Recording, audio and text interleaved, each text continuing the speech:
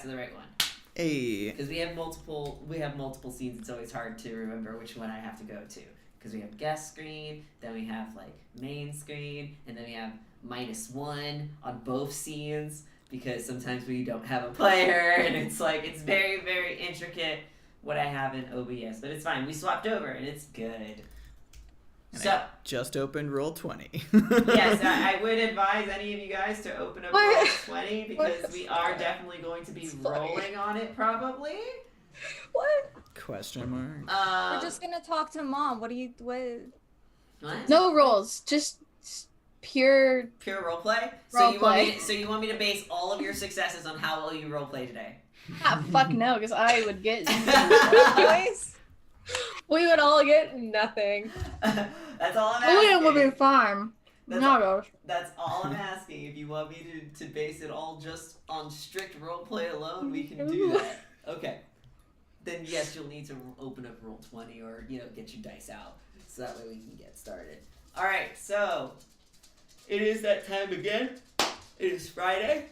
I'm running, which is why we don't have a funny little handoff or anything like that we normally do because I'm running and that's what we do when I run. Take us out, Jesse. All right, everybody, it's Friday. It's the Immortal Odyssey time. See you guys next week. That means that we are playing Scion. It's a 2nd edition storyteller game made by Onyx Path. And it's the whole point of the game is that the characters are children of gods and they're marking their path towards godhood. I thought you stopped at Children of God, and I was like, I think I'm in the wrong game. No Jesus. Hey Johnny, your dad's getting a TV show. We're playing an Exalted campaign instead. Can I It's true. Can I tell you Your like dad. a cool little side thing about Scion 1st edition? Sure. Is that in Scion 1st edition there's this whole plot point that you can like engage in that's kind of in the lore that so Jesus, right? Yeah. So there's a cult that is essentially trying to make it so that Christianity. no, it's different from Christianity, but I'm allowed to make the joke. what they're trying to do is that they're trying to make it so that there is only one God. There is. And the way that they're doing it within the Scion universe, which is so intrinsically tied to having multiple gods, is They're gonna that kill all the gods? they are stealing artifacts from other pantheons and then associating it with one god. Oh my god, is this Assassin's Creed? And the one god is actually a Sumerian sun god that they've basically rebranded to What happened to Jesus? What, to be Enki? their Jesus figure. Was it Enki? Huh? Was it Enki? I don't remember. I Da Vinci? Da What Vinci? kind of... What? And so there's a whole like plot point that you can play around with where there's like legit artifacts that belong to other pantheons, but they have been rebranded as Christian artifacts associated with Jesus. And But Jesus is not canonical in the Scion universe. Scion world. So there are people who Jesus was. So there are monotheists. Jesus was a Scion of God.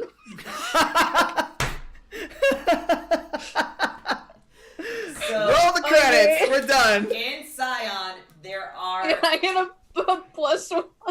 There's no inspiration in this game. I want it! There is. Not unless people donate for it. I mean, you're joking. God. You're joking, but so there are monotheists in the Scion universe, like mortals who believe in one god. In fact, one of the pantheons, specifically the Orisha, are monotheistic. Even though there are multiple gods within the pantheon itself is a monotheist. This monotheistic pantheon. All the gods that are in that pantheon actually are ruled by one god. And they all do stuff for that one god. Whereas in like pantheons that have like a king of the gods like Zeus, most of the other gods acknowledge that they are gods, and they don't necessarily do things for Zeus. They kind of work with Zeus, but they don't do things for Zeus on behalf of Zeus in honor of Zeus. whereas in Self-elected king. yeah. And so there are mortals in the Scion universe that are also monotheistic. So all the monotheistic religions exist within the Scion universe, and the way that, and depending on how integrated the gods are in your campaign, right? Because there's levels of integration, like how much the gods actually affect the world. We're like in mid-tier.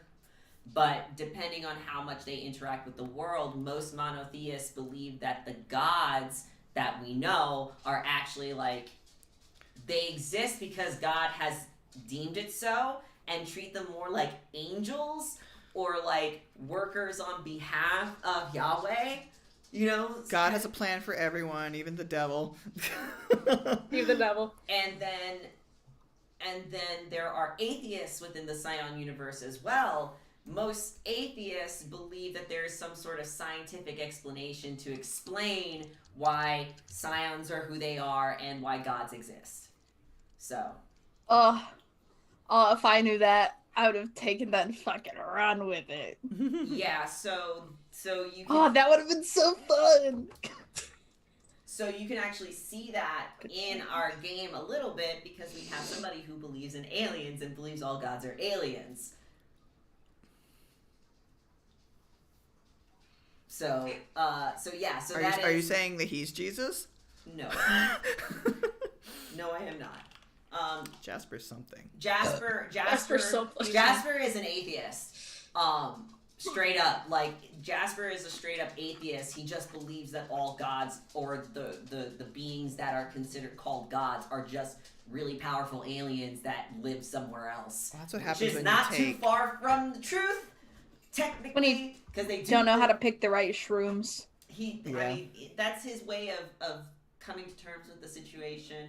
But in general, in the Scion universe, most people tend to just kind of believe. Yeah. That, that's just a thing. But again, it really depends on your level of mythology and how much it's integrated into the game. So for in Scion First Editions, there was like essentially a veil, a masquerade, if you will. So most people just didn't believe in gods, or very few people did, and acknowledged that they existed. Whereas in our world, everybody knows that gods exist. They pray to gods. Gods just don't interact with us on the level. Is the Pope a Scion? Probably not. But the Pope is part of a cult. There's a joke in the book that also mentions that, like, there are religious services. Like, the Catholic Church will still do their religious service, right? But they definitely do have, like, a service on a weird day where they actually do sacrifices to the one of the gods, because, just in case. Just in case. Just a little bit for Santa Maria, just saying, La Llorona, she's gonna get a little something just in case. We don't want her to steal our children, right? So, just a little bit there. So sometimes that happens. And that happens alongside Mass. Or whatever. So, it's a weird world, and it's weird to kind of wrap your head around. And honestly, a lot of people, I think that's a lot of the criticism that people have about Scion. Anyway, there goes some lore, some fun lore. What I would like to know, though, is what happened last session? That's our lore. What happened in our lore last session? We spent a quarter of the session passing a compass around and figuring out what everyone's heart's desire was. You wanted to do that. If it was broken. Yeah, everyone thought it was broken to some capacity. Not broken. Not broken. Jay spun around in a circle.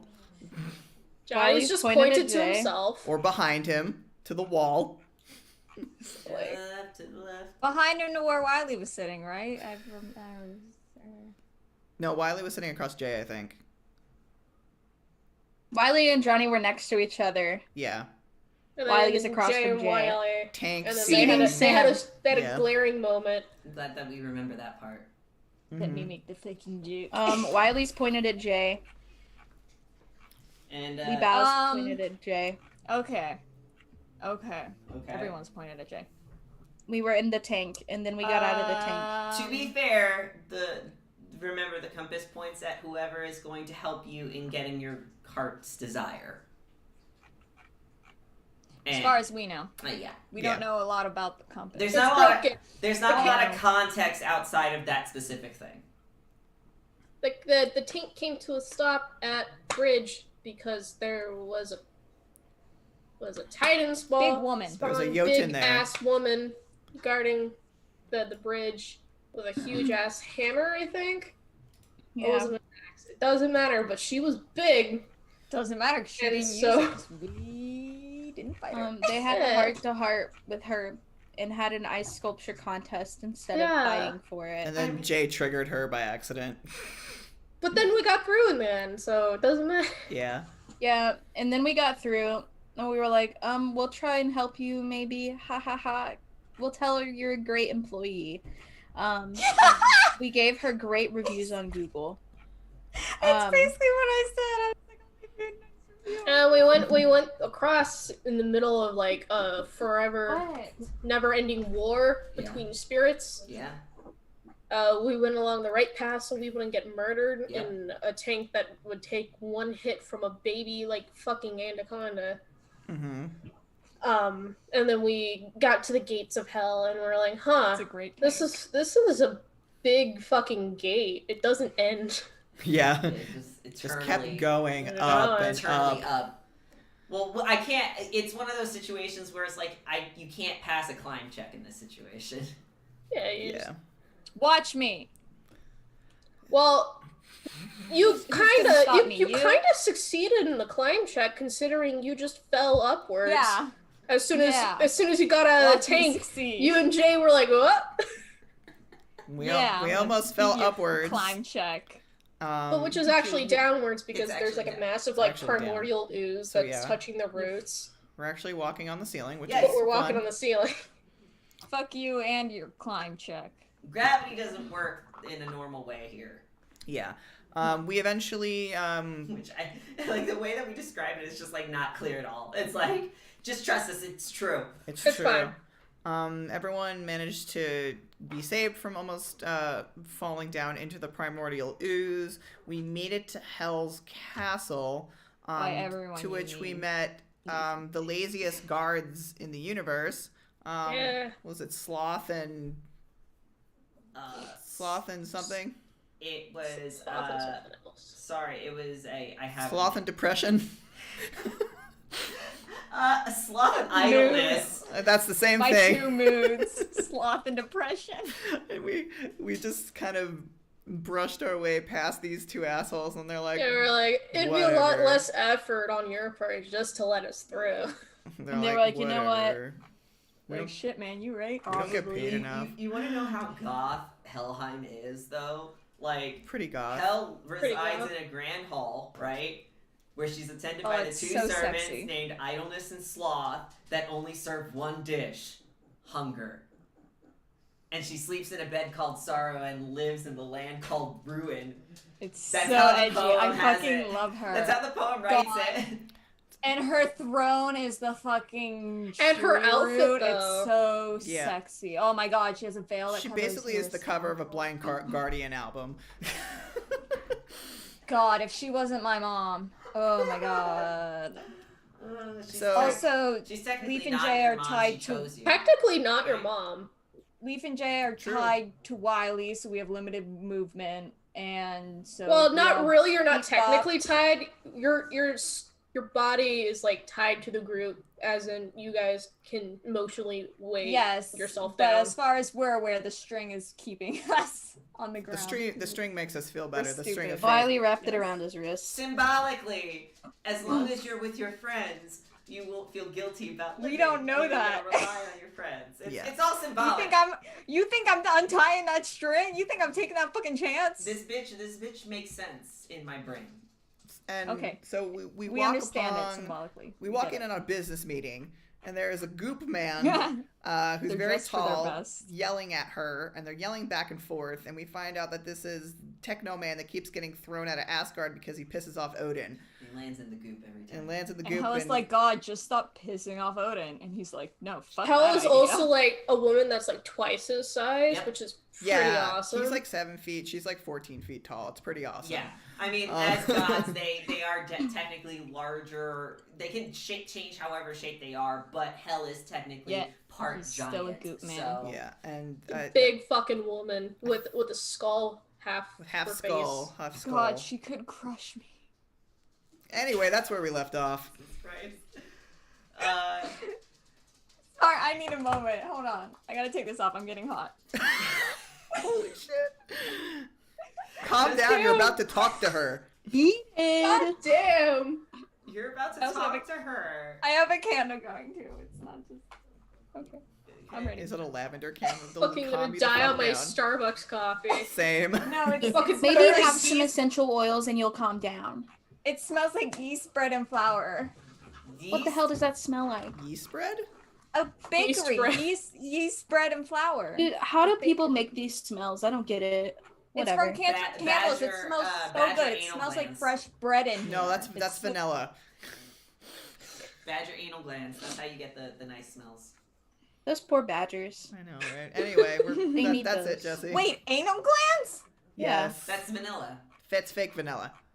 It's artificial. Well, it's not Is artificial. that where it comes from? It's not. Yeah. No, vanilla doesn't come from beavers or badgers. Well, if you get pure vanilla extract, it's obviously comes from the vanilla bean. But if you don't get pure vanilla extract, it comes from beaver anal glands. And I'm waiting for J.K. Rowling to now come out and say, like, all Hufflepuffs smell like vanilla or some shit. But I also want to say is that it's still technically an all-natural flavor because it's definitely coming from something of nature. Yeah, no shit. It's Just think about that when you eat just like please start. when you eat your vanilla ice Yeah, cream please and start. it says We're all already half natural an hour in. flavors. Wait, no, don't tell. You never know. Could be. And I don't know where to start, guys, because they had their Just little. think about a giant woman. Okay, Okay, we're literally around the corner, our castle of peeking heads out. falls over.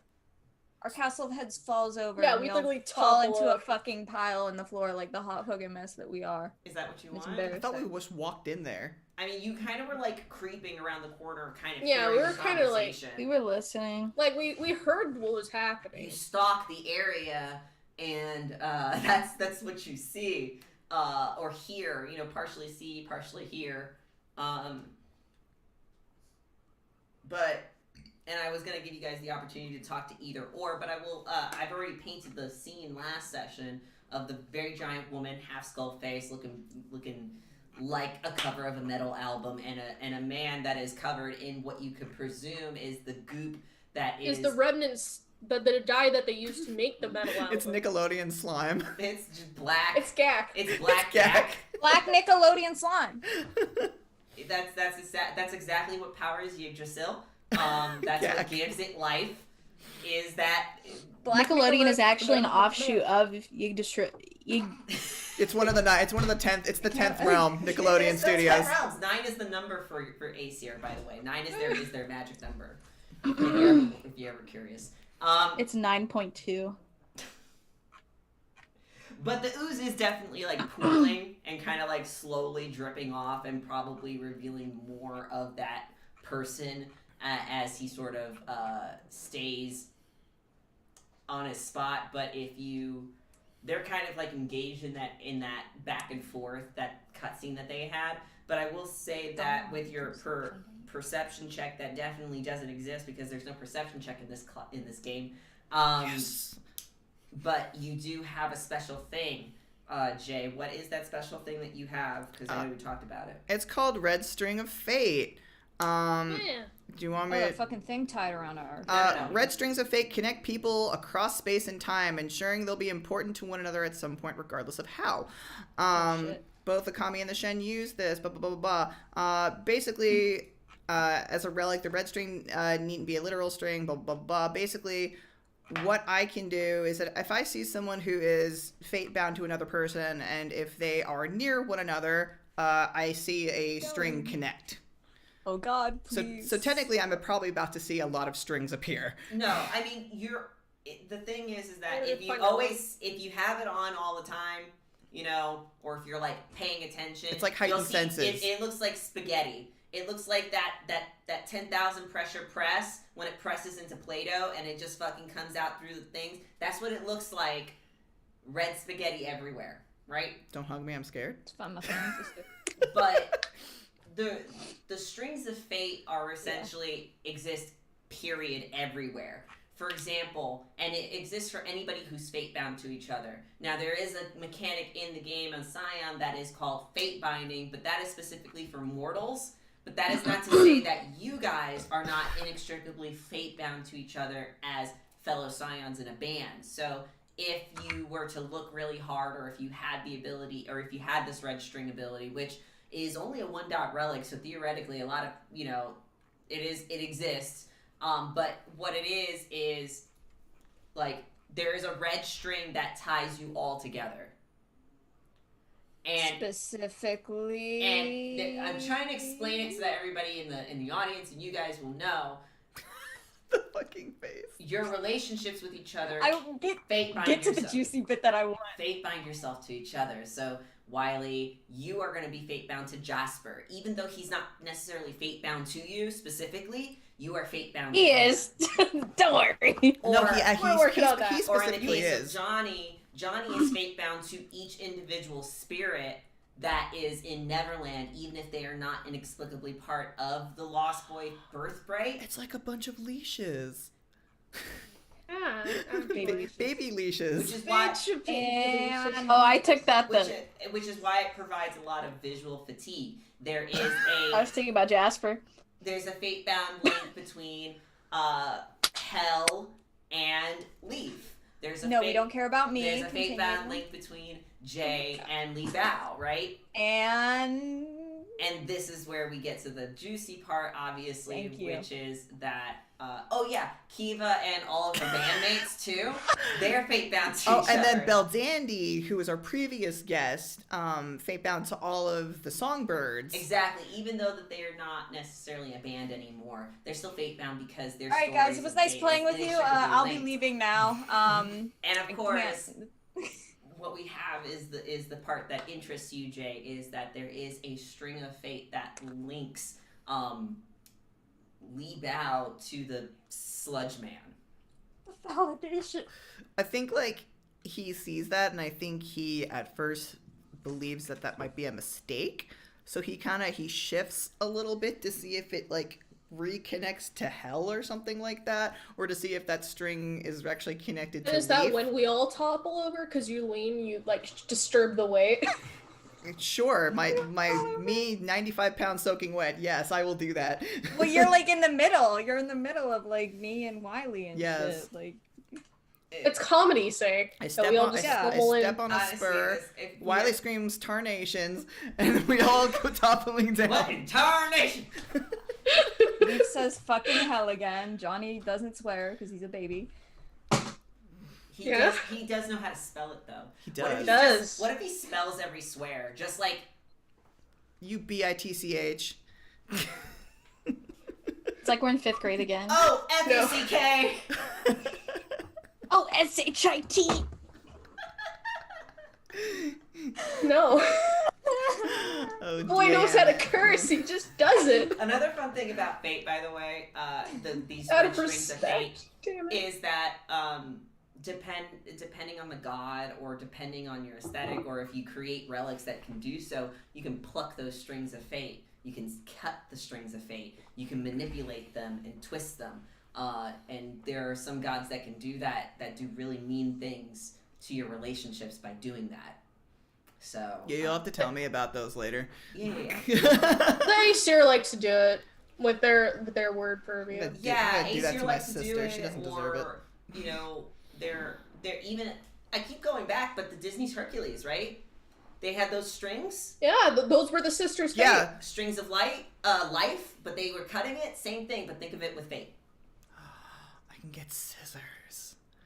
Anyway, Special scissors. They're fabric They're- ones. They're They safe. cut yarn No, very he well. deserves Don't safety use it for scissors. paper, though. he's not allowed to have anything sharp. Yeah, so that's what he's Yeah, going to do. Does he, like, obviously, like, he's checking to see if anything changes or whatever. Well, as you're focusing on the strings, you're getting that visual fatigue. but again, because it's spaghetti all over the place. Like, hell has endless fates strings kind of going out into the ceiling. Right. But do I at least see the one that's at least connecting to Leif? Sure. Okay. He sees that and then, like, eyes kind of close and kind of shakes his head. Are you alright? Got a headache. I just saw a lot of things.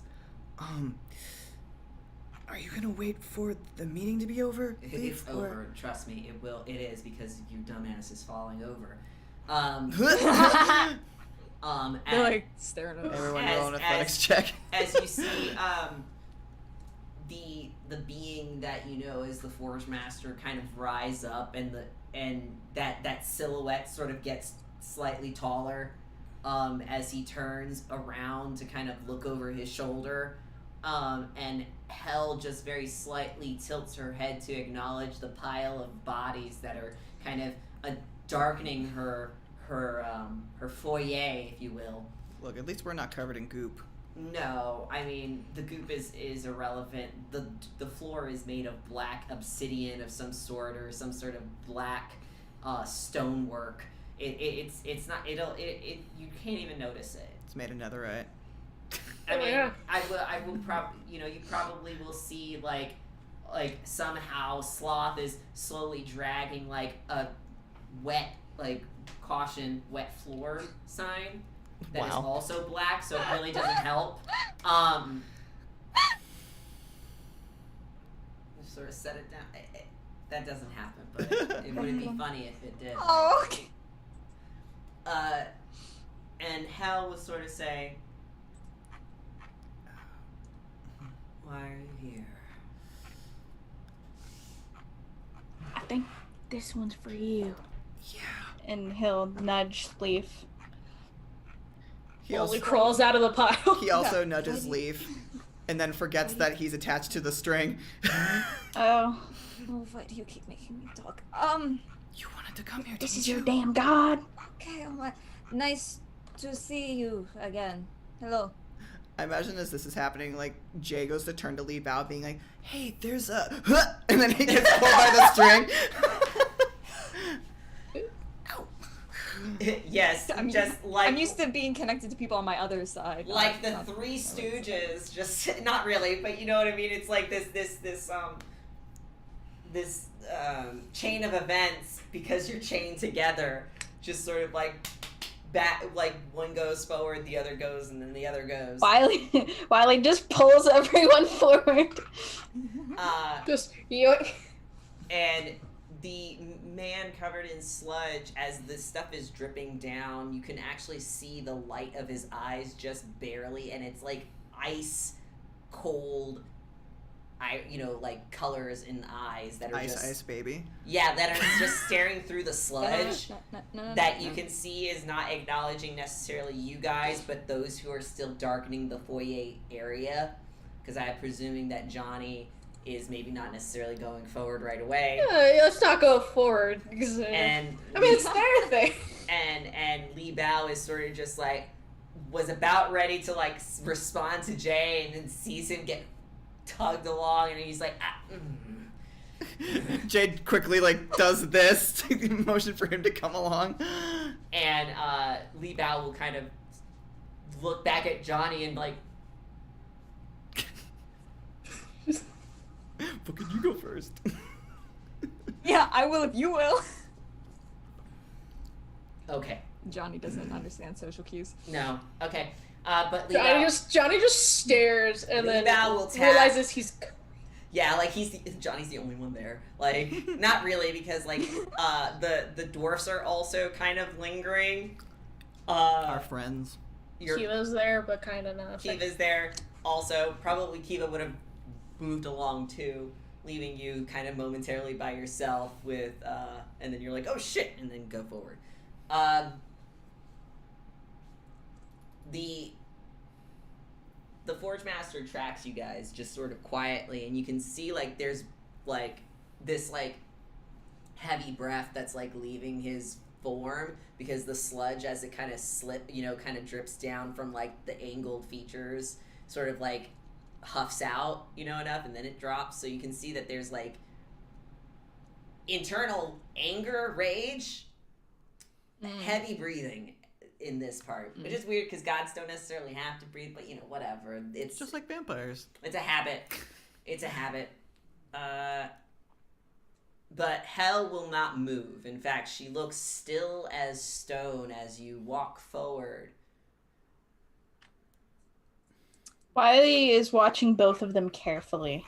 This is the first His time... movements are very deliberate and cautious. Dare I say this is the first time that you're meeting gods outside of your own parents. They are not in their true forms, because if they were... We would be evaporated. It'd be fucking Indiana Jones, face melting, kind of shit like that. So,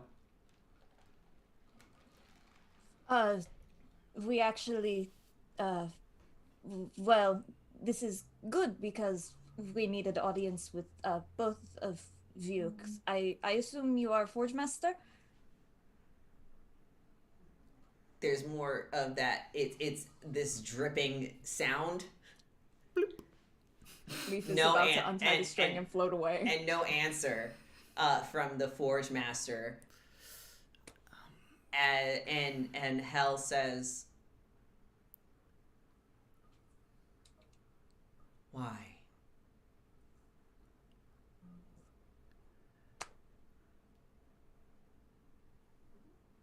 Leif is like, anyone but me, and then realizes it's not gonna happen. This is your mom. This is your mom. This is your mom. This is why I think Jay's more concerned in grabbing onto Lee Bao to kind of try to pull him over. Like, there's something I need to tell you. You can easily hide behind Wiley. Yeah. Well, I got into a situation. I got out with help from fellow Scions, and they have mission to complete, task to get a tree from Loki back that houses lost boys, and to do that they need to make a bargain, and they need to talk to Forge Master about controller.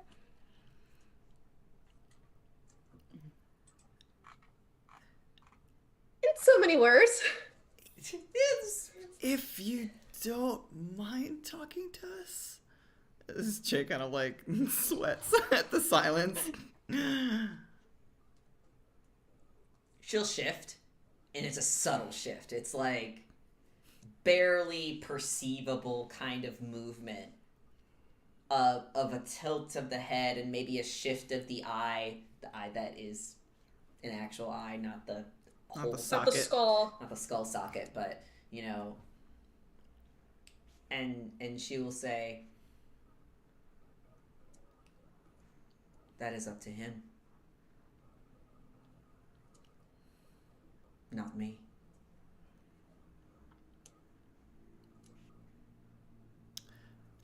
That's fair, yeah. But I do think Leif needs to talk to you about something too. Maybe we could do both.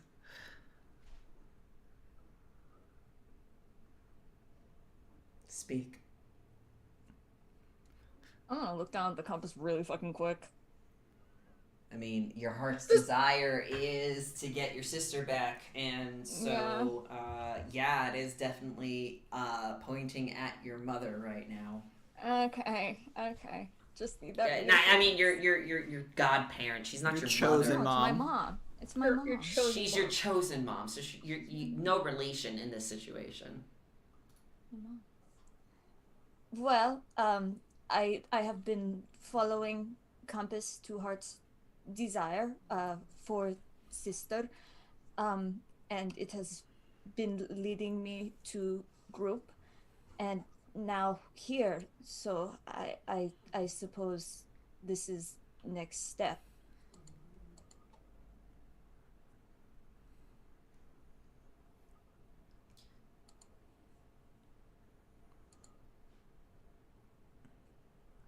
I knew you were the worst choice. Jay does blinking guy meme. Johnny just gasps.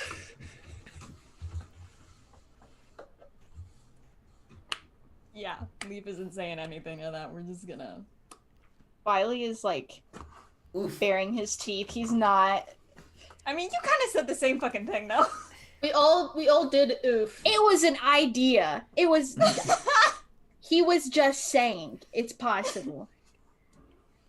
She will shift in her seat and stand up Oh no. to her very big lady. Again, she's A giant woman. She's a giant woman. and each step of this probably very, very strong metal heel, because of course she has to be taller than what she actually is. Yeah, of course. She You know takes does. every step she takes, she gets shorter, if you will. Shrinks. Yeah, like every step she takes sort of she gets shorter, and the perspective changes and shifts until she's kind of like, she's still taller than you guys, but not so much that you have to like do that when you're speaking with her, right? Unless that's kind of your fetish, then whatever. But Yeah. but she says, "What makes you think that you can get your sister back?"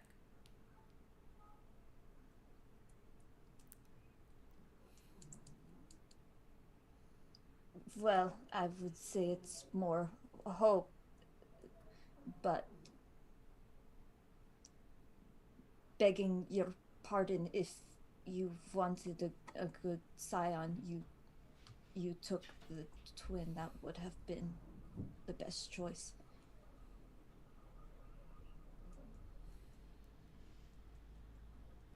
She looks away for a moment, then looks down back at you. It wasn't my choice.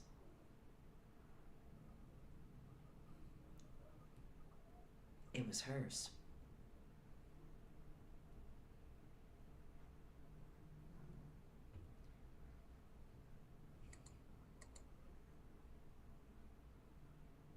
Do you want to see what happened?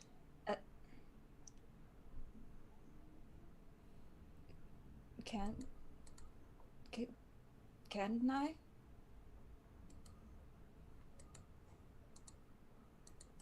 Only if you promise to stop this foolishness.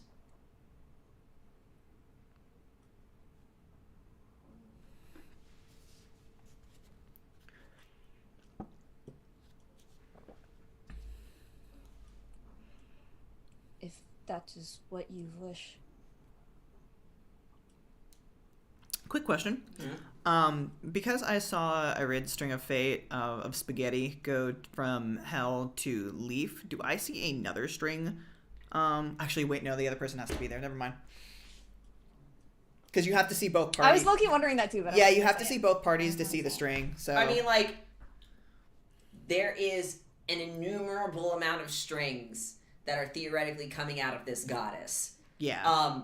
I was just asking based on the parameters not a lot coming out of Leif. of the birthright. Yeah, and even if you were seeking like whoever was fate bound to Leif, like Leif's twin, Theta's not here, so you cannot theoretically. Yeah, so I can't see it connect. That's fine. Never mind. So yeah, she's offering you a chance to see. I'll just say your visitation.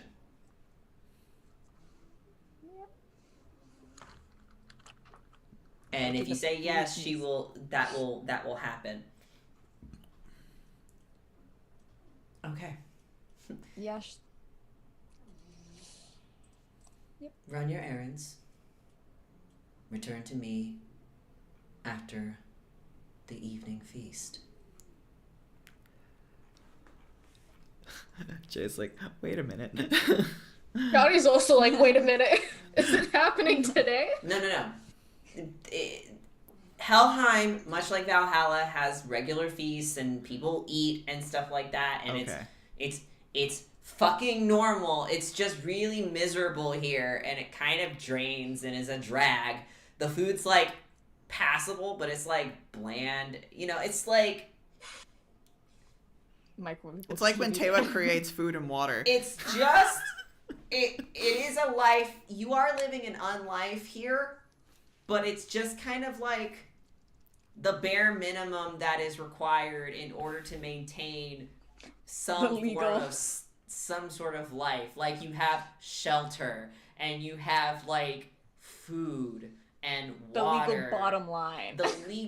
The legit bottom line that you need to sort of sustain any sort of energy, but it's a fucking drag in comparison to literally slightly lit. compared to literally any of the other underworlds in the Aesir, right?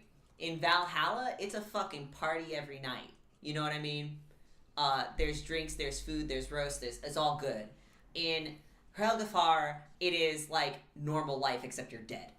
So like, it's as good as you make it. This is an Addams Family feast. This is not. No, Addams Family is probably legit good, but like in this case, it's sort of like you're in purgatory. It just is shitty, like a shitty purgatory. It's like the mashed potatoes are like sandy and gritty. Everything and then, tastes like cardboard. The pork chops are literally like rubber. Like the water has like that metallic tang to it that you need to filter at least 3 times with the Brita. But like you don't have a Brita here because it's hell. So like it's hell because you can't get a Brita. Yeah, so that's kind of what it's like. So they have feasts, they have regular things. It's just kind of shitty, and you can't leave this place because there's no reincarnation in Helheim. There is in Helgafar. If I lay here. But there's no. This is all you get. This is it. This is as good as it gets. As good as it gets until Ragnarok. Apocalypse. Oh, boy. In this case, Ragnarok. Oh. Ragnarok. Until the in the end of times, and then like all the realms will be destroyed, and including Helheim, and then people will be reunited or whatever, and then they'll all die. It's fine. It's fine. It's fine. But that's what Hell will say, is that after you finish your whatever errands you have to run, that she will provide you with a means to get more understanding. I guess that means if Forge Master, you are willing to speak to Scions, then this is time. Hell will move her hand off to sort of gesture to like a space where you guys can speak with each other. Get out of my Have my, a meeting my room. throne room. Get out of my Stop throne dripping room. ink on my floor. Yeah. Goo everywhere. Mm. And the Forge Master sort of, the icy blue eyes underneath the goop kind of flick over to Hell before flicking over to you guys as a group, and then sort of start walking, because he already knows this place. He's been here multiple times, it's clear. Let's just follow the leader. Yeah. And you can follow this sludge trail Okay. along.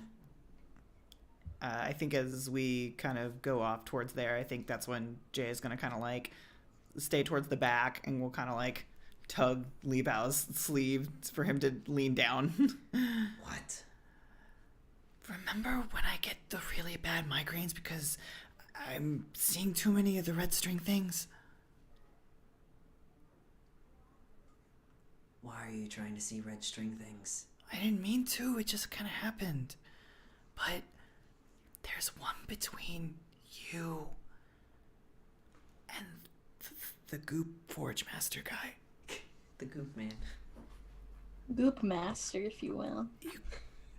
You kind of have the same eyes. Checking out your homie's eyes that much. Shut the fuck up. Bro, your eyes are so crystal clear blue, dog. Bro. Just like clear pools of filtered water, unlike the shit we drink. That's funny.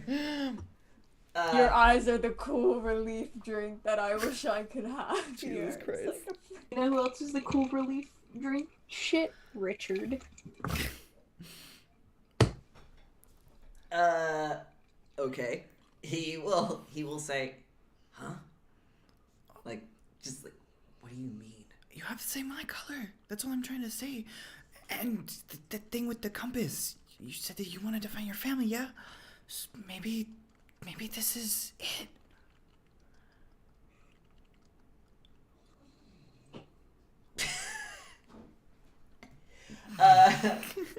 Libao just dies of laughter. No, Li Bao will sort of look back over towards Goop Man with a sort of skeptical look, which is granted, and then sort of like take like maybe one or two very long strides to get to Leif and instantly grab the compass without asking. Oh god, Oh, he yanks no. me by the neck. I'm like, what? We all get jerked around in a circle. Yeah, seriously. Yeah. I'm gonna get all tied up and shit. Grabs the compass sort of without asking because he's a rude boy. Yeah. Rude. You can't see the resemblance between these fucking two at all, really? You really can't see Maybe it? if we cover Li Bao and Goop, we'll be able to, see the resemblance. Same hat. But he holds it and drops it almost immediately, not giving you enough chance to Okay. really like see what he sees. Damn, if only we had that perception check that we could see what he saw.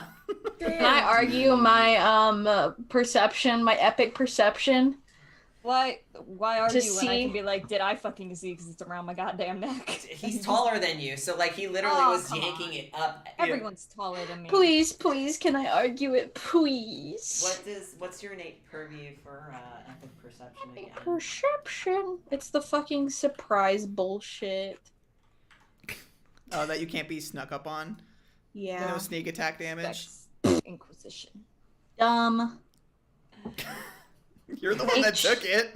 I know it's not dumb, but Oh. it should totally carry over to actually seeing things. Do you I have can predatory perceive focus? threats and I'm about Yeah. to get choked out.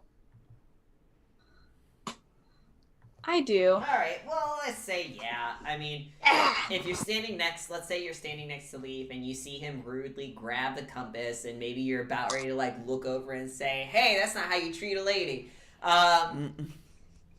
You know, Riley just goes straight to punching him. I've been waiting for a fucking excuse. and maybe because you guys are similar in height, because you're a tall boy too, right? It's Catboy versus Dogboy. Anyways, continue. And then there's a fox. There's a fox in the corner, just like, I hate Yodi. The stinky dog song. Big stinky.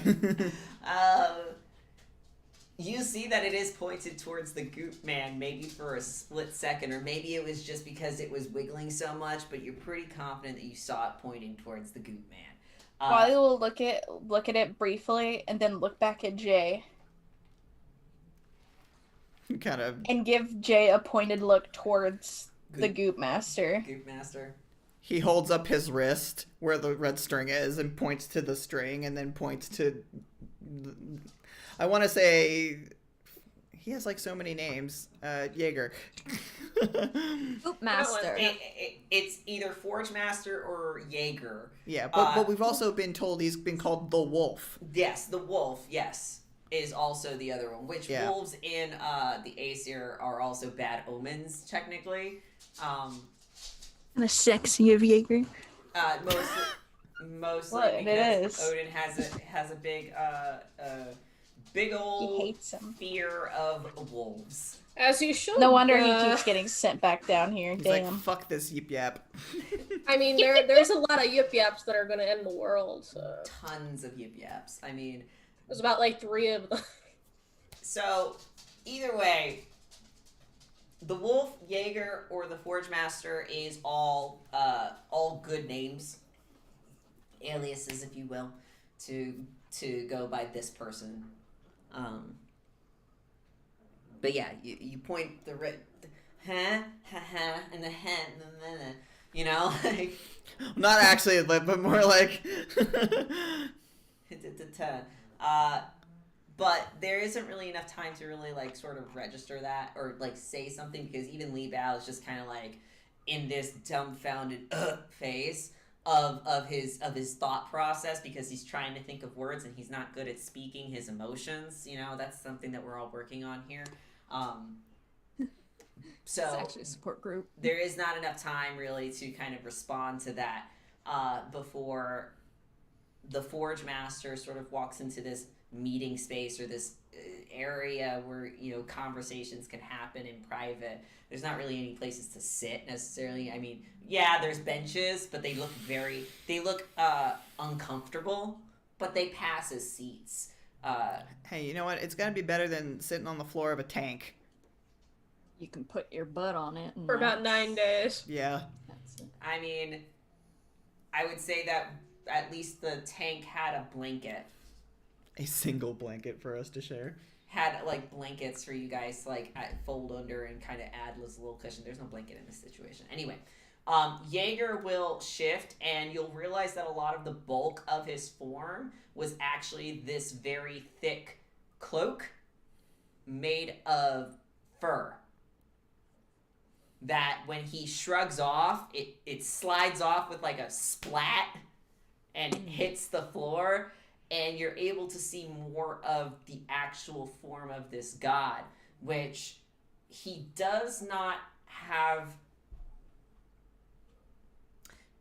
normal skin.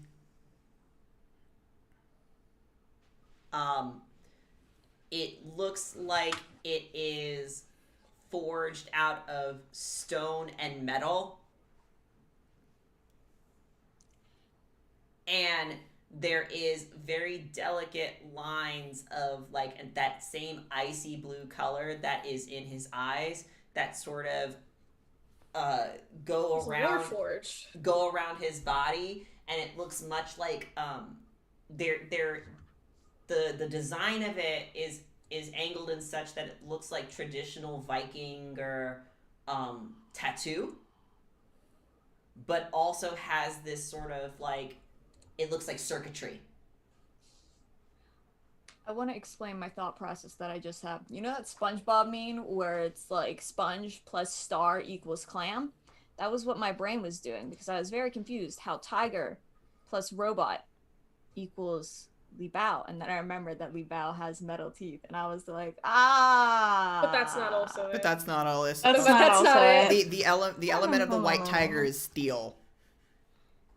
So Basically, to explain, as you progress through godhood, You right? look different. You start looking Get cooler. different, but you start manifesting your purviews. So your purview start manifesting itself within your body, either physically or through like symbology or through That's why hell omens. is a skeleton. Or like, for example, if you were like a child of the Morrigan, ravens might always be flying around you or be nearby, because that is like one of the animals of the Morrigan.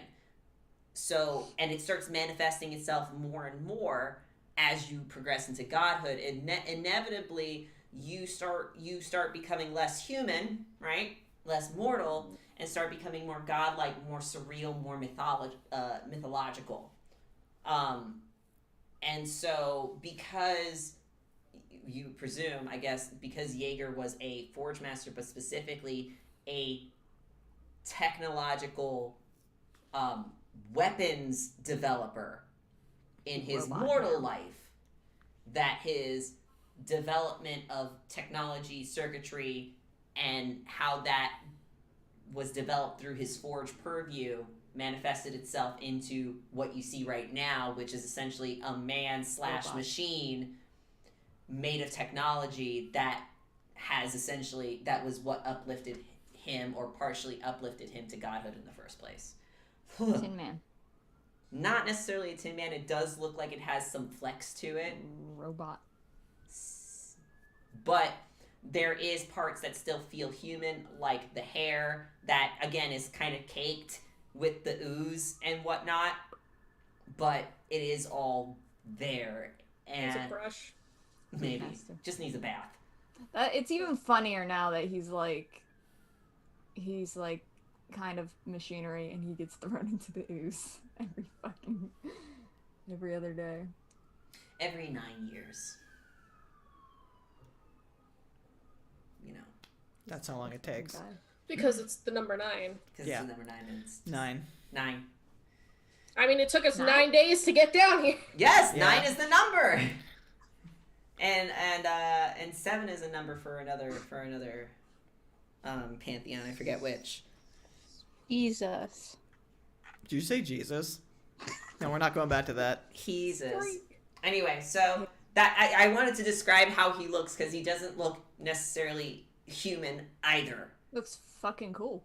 It's basically like this middle step between like super awe-inspiring Melch brain, Cyborg. but yeah, not bulky like Cyborg, like slim. No, not the superhero cyborg, but in general, a cyborg. Yes.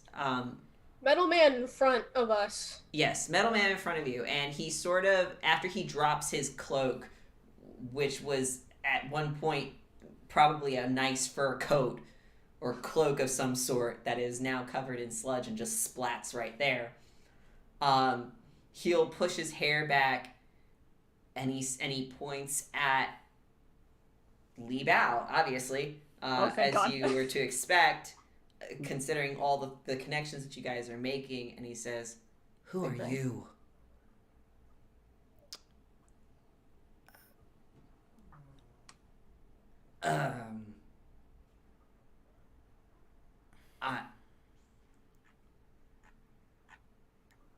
My name is Li Bao.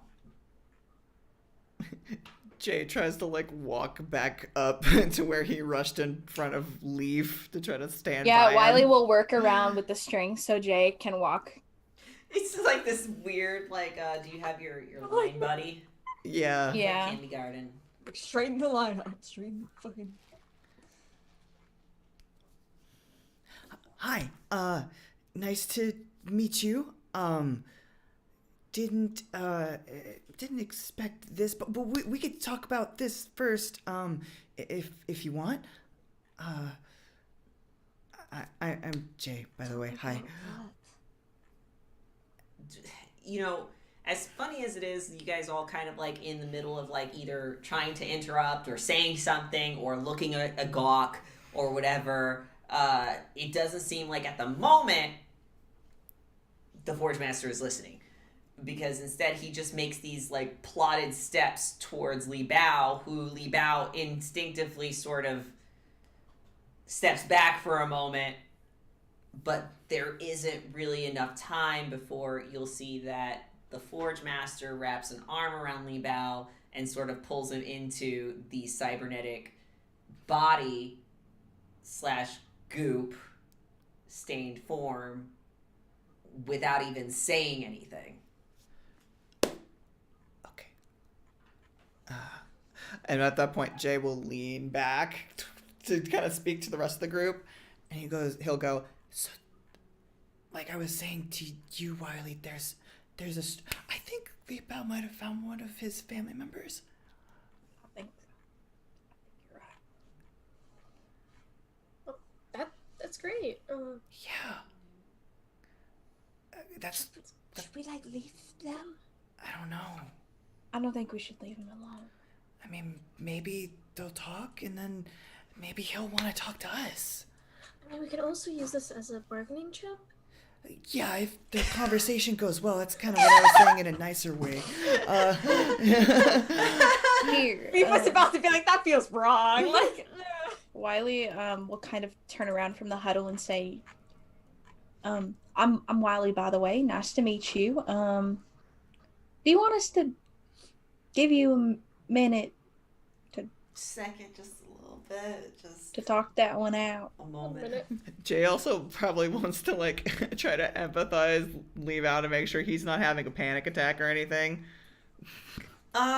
His tail is just a fucking brush right now. It's just complete foof. Yeah. Yeah.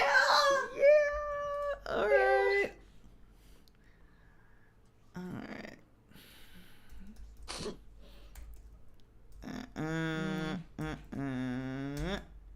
5 successes.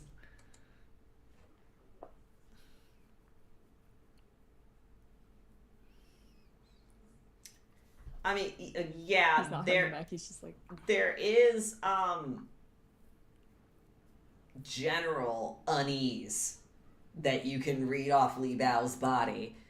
It could be a combination of the sudden physical contact. It could be a combination of this man is very dirty and now I'm dirty.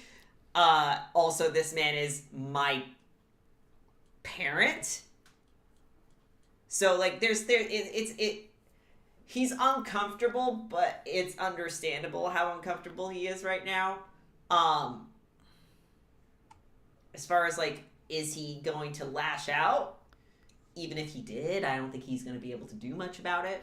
I think if anything, like Jay tries to make eye contact with him in a subtle asking of, "Are you going to be okay?"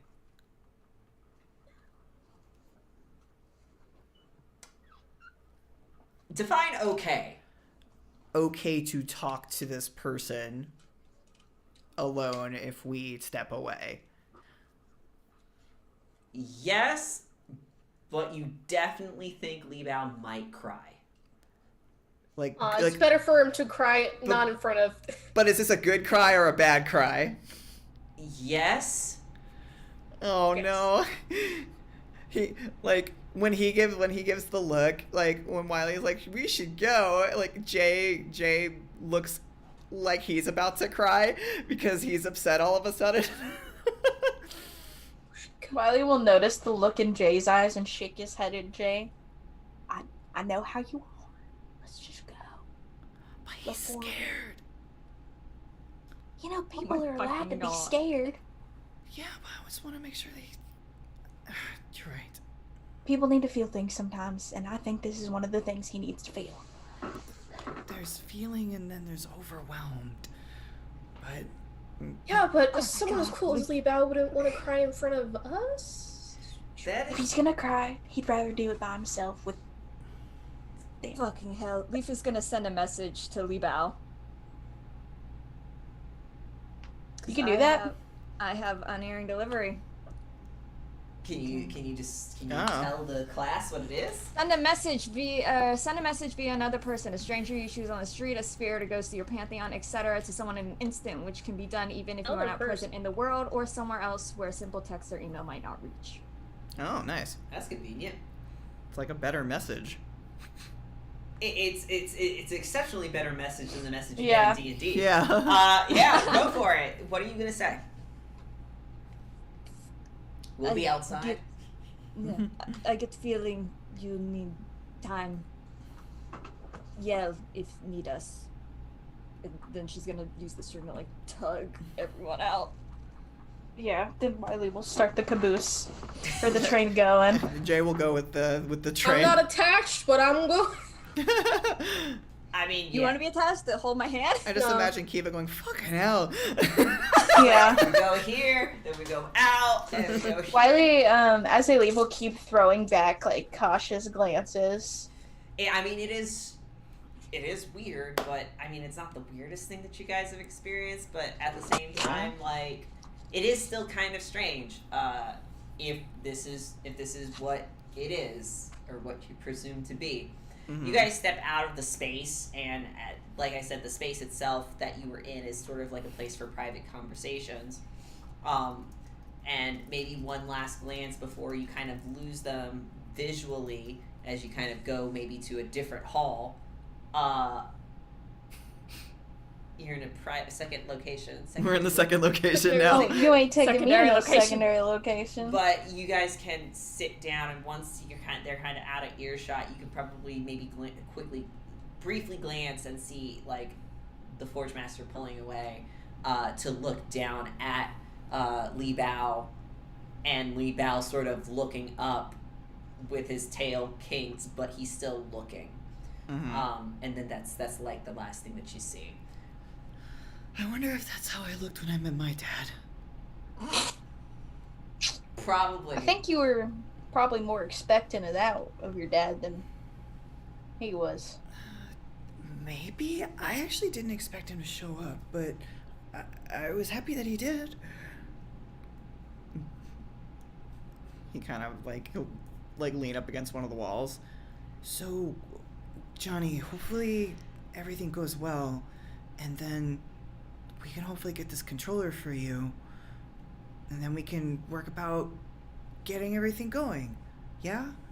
And he kind of looks down towards our dwarf friends as well. I mean, yeah, hopefully they'll agree. Dog will give a thumbs up and basically say, and if we can somehow get a shortcut involved, that would probably be the best for the tank. Yeah, I don't want to spend another 9 days going back. Or Bella's like, yes, it's starting to smell like dog. Why do I imagine everyone looks at Wiley? I thought she meant dog, like her brother. Yeah. Oh, Yeah, oh, She okay. meant dog isn't her I brother. thought his name was Wiley Dag. still is offended. Yeah. No, Jay no, just Dog looks Knoth. to Wiley. His name is Dognoth, Dog okay. Knoth. I don't know why I thought his name was Dag for No. some reason. No, it's dog. Okay, dog. Gotcha. Wiley, for the briefest moment, is like, wait a second, and then he's like, oh. Well, once that gets all done, I started to damper the mood, but maybe we can use this as, like I said, a bargaining chip. So be a little more of a nudge to give us the controller. And we can It get was out a of here. good thing, not chip. I mean, but we're gonna use it to be like, hey, we did this thing, we reunited you, so we should get something out of it. Well, We but did not. we didn't try intend to do that. Right, but all I have to know Yeah. Well, is that we actually intended to. He doesn't have Right. right, Then they're gonna question how we knew. but it's better now. We know kind of sort of what's been going on with this guy, yeah? Keeps going up there and getting thrown down, and now I'm wondering why he kept getting thrown down. But anyway, He said he wanted sun. yeah, Didn't that's he? it was a facetious thing that I meant. But So we reunited them, and we can say this was totally on purpose. We heard the legend, and we decided to go and find them, and then bring them together. And right, and if this person is being treated so poorly by the Aesir, and now that he has his son back, he might not want to play ball with Odin anymore. exactly, so that's why it'd be So more of a reason to get. Yeah. Controller. So it's less of a hey, we did something good for you, now give us something for it. It's more of hey, this is kind of a happy accident. Maybe we can work together. To stick it to Odin for being mean to all those Titan's mom. Yeah. So my Isn't question Lee is, your go ahead. isn't Lee your follower, friend, partner thing? He can just. He goes red a little talk bit at that. to father. He's my follower to some extent. Yeah. Really long story. There's another girl that really doesn't like me very much. She gave him to me, I think, as a way for the kami to keep an eye on me. But that's neither here nor there. If he's a forge master, he might be able to take it off. And he kind of looks to Johnny while pointing to his neck as if pointing where the bell was. Right, but that thing is really hot. I don't know if that would work. I don't know, he looked like a kind of cold person. Maybe that cancels it out? Maybe. Just saying, can't father-son talk? Seems like he sees you as family too. I mean, we're all kind of family, either amongst us or back in Hawaii. But He will stand by you, though, but also father. if he wants to stay with his family, I'm not gonna tell him no. And he just kind of scratches his head. I'll just make up some sort of excuse to Sydney or something. I'll figure it out. I'm not gonna force him to stay around me or us. No, I am saying he cares for both of you. He will work things out.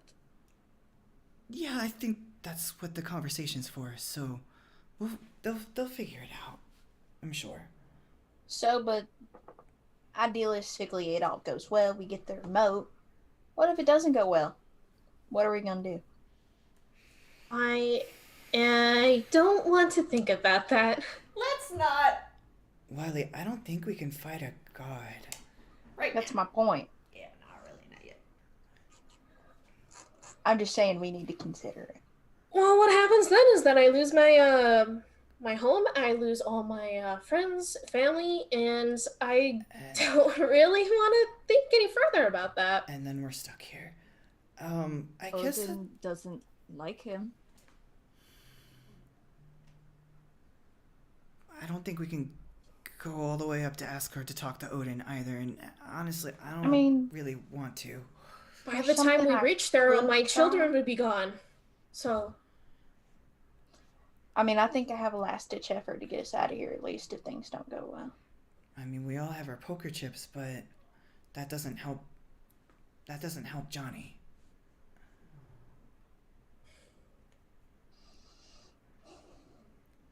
Well, let's just make sure it goes well then. If worse comes to worse, maybe we can. I really don't want to trick them. I really don't, but. If worst comes to worst, I can just steal it.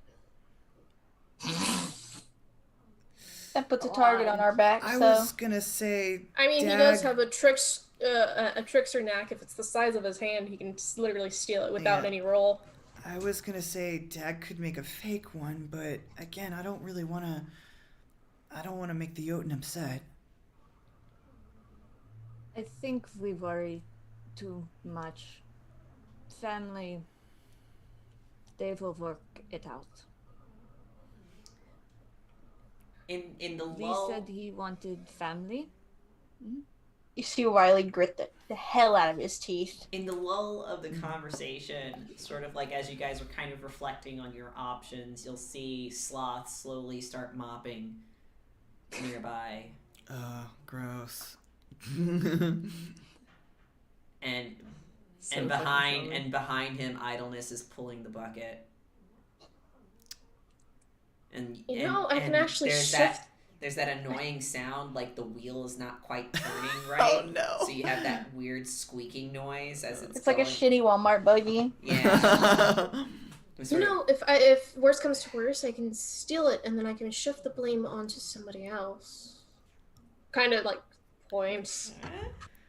Maybe. Oh, it was totally those two. It would give us enough time to at least get out of this realm quickly. Maybe, yeah.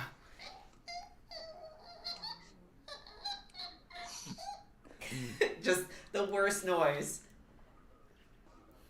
Leif wanted family. Forge Master wanted son. We worry too much. It will work out. Maybe. Okay, well, you're here. You're exactly where you need to be to, have everything you want. All my stuff is being held hostage by a bunch of Titan spawn that I can't fight or do anything about other than this. Yeah, I just don't think you're the person to be Anyway, talking about family very much. either way, you guys can wait for but a moment. Not a moment. I mean, there is a conversation that's definitely clearly happening. Before you cut to the next big thing, I want to complete my short-term goal. What is your short-term goal? Figure out why we're falling. You want to ask somebody? Yeah. Hey, sloth. You wanna go ask the... Yeah, I think like maybe I'll entertain this for a hot second just because I just want to get this done and out of the way so we get Yeah, no, maximum you do. experience. Jay will stand up and then force Leif and Wiley to come along, and he'll go over there. Hey, can you stop moving the bucket for a second? And kind of like he leans over to like stop it because it's Yeah, very Wiley annoying. will put his foot behind it. Can I ask you something real quick? Idleness will slowly turn to face you, 100% facing you, not like even turning their head slightly. It's just like they're gonna like do that full turn, so their body is facing you. That way you can have, you know, that they have your full attention, or you have their full attention. Anyway, yeah. So, me and my friend here, when we first got here, we started falling upwards. It's really weird, and we're not doing it now, and I think it's because of the string. Meta-wise, I know that's not the reason, but I was just wondering, why is this normal? Does this happen to like a lot of different kind of people? And is there maybe like a way to like stop it? Yeah, it happens to spirits that come here all the time. Okay, do you know why it happens? But why? Something about the weight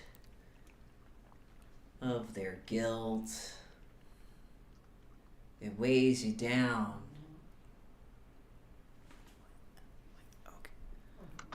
Guilt about what? You know, things you left behind. Your life. Just in general, things that you feel guilty about. He kind of like he sits. Also, if you want to die, that doesn't really help either. He blinks once at that. Oh, And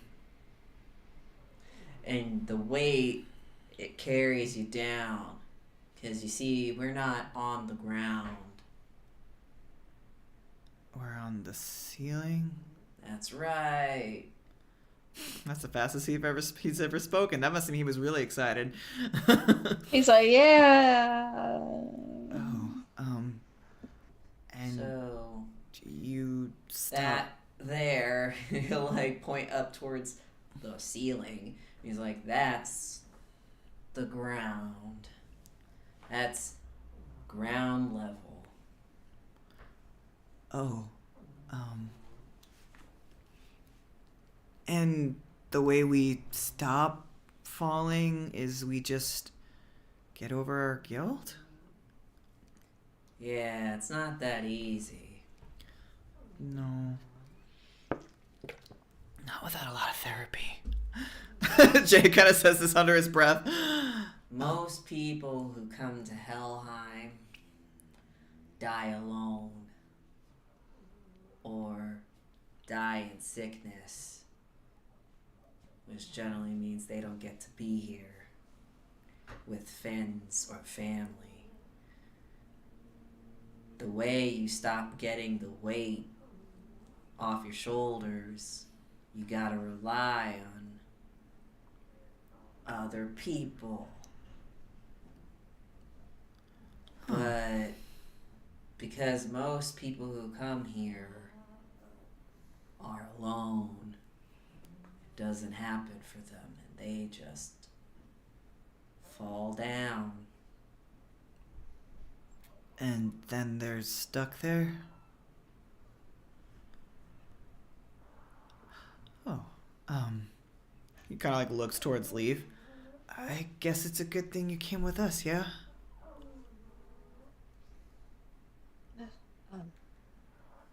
Yeah. I think he kind of like registers that Leif is like thinking very hard and kind of like he pivots back towards idleness. Thanks, appreciate it. Sloth didn't stop. I think he needs more water. It's okay. He's only moved like 5 inches. Oh, God.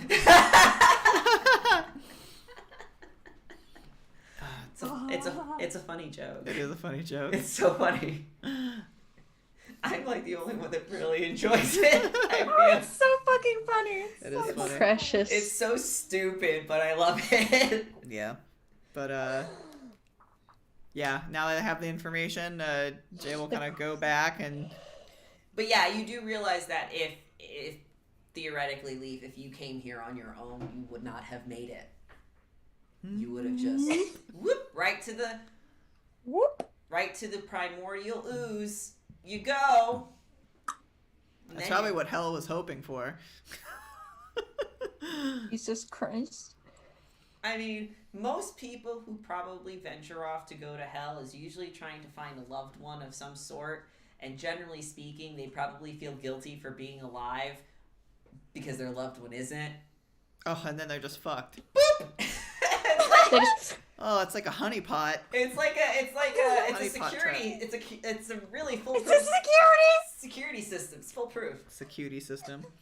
So there you go. That's, Okay. Hell's fucked. Cool. So now that they know that, and Jay, I imagine like once they kind of leave idleness and sloth to themselves, Jay kind of like tightens the knot just in case. To be fair, not all underworlds are the same.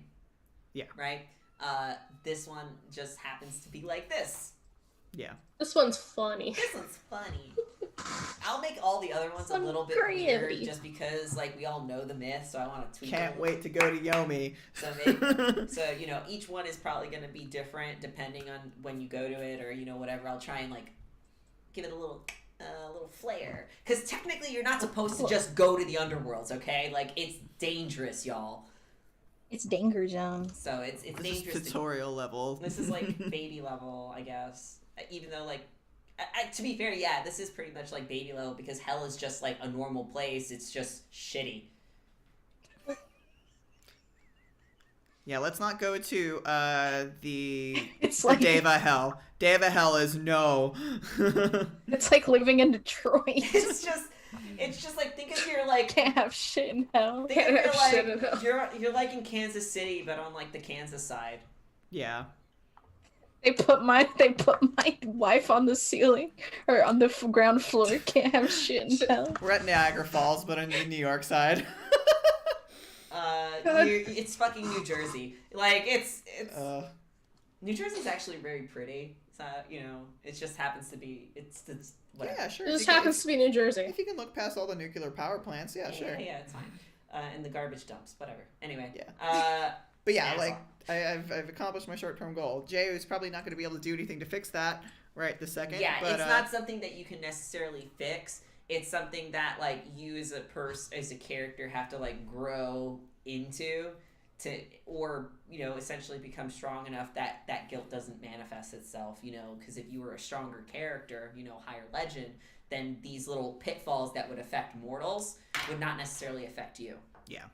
Because I guarantee you there's plenty of people or gods that feel some sort of guilt, but because this is a trap for mortals, you're not quite at that level yet. Sure. You're only legend 2, right?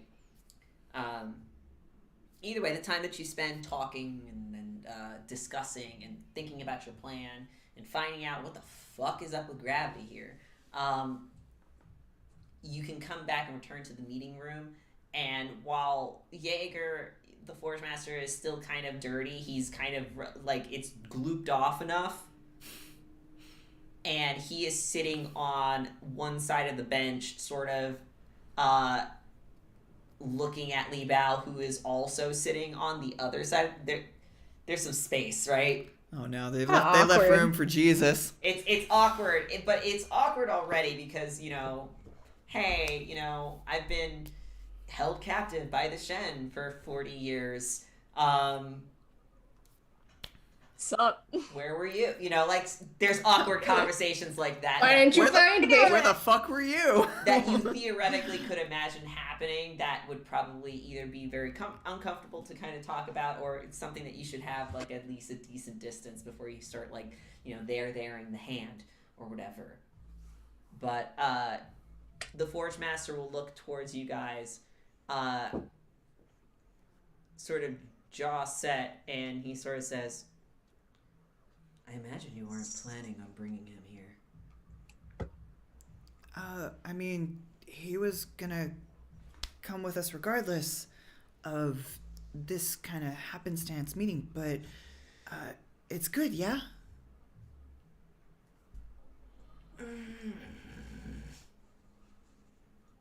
Semi-happy. The question is, who did that? I was like, who made that noise? That's the thing.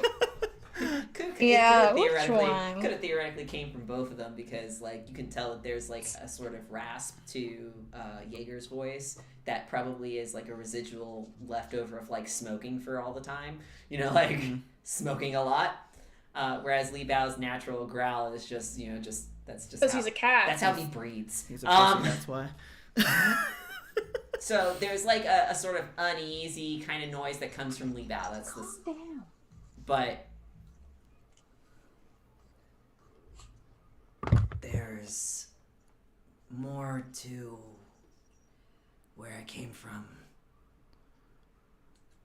than I thought. Jay will kind of like go over to Li Bao's side of the bench and kind of like lean over, and he'll kind of whisper, and he's like, do you want to talk about it now, or do you want to talk about it later? I think it's important to talk about it now. Okay. What do you want to talk about? Jaeger will lean back for a moment and say, it's about my word.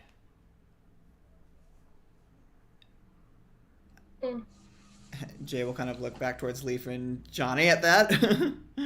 Johnny's just staring at Jaeger now. I mean, you could explain what the word is to them, because Johnny, you know what your word is, and Leif, theoretically, we never figured out what your word is. I ignore my word.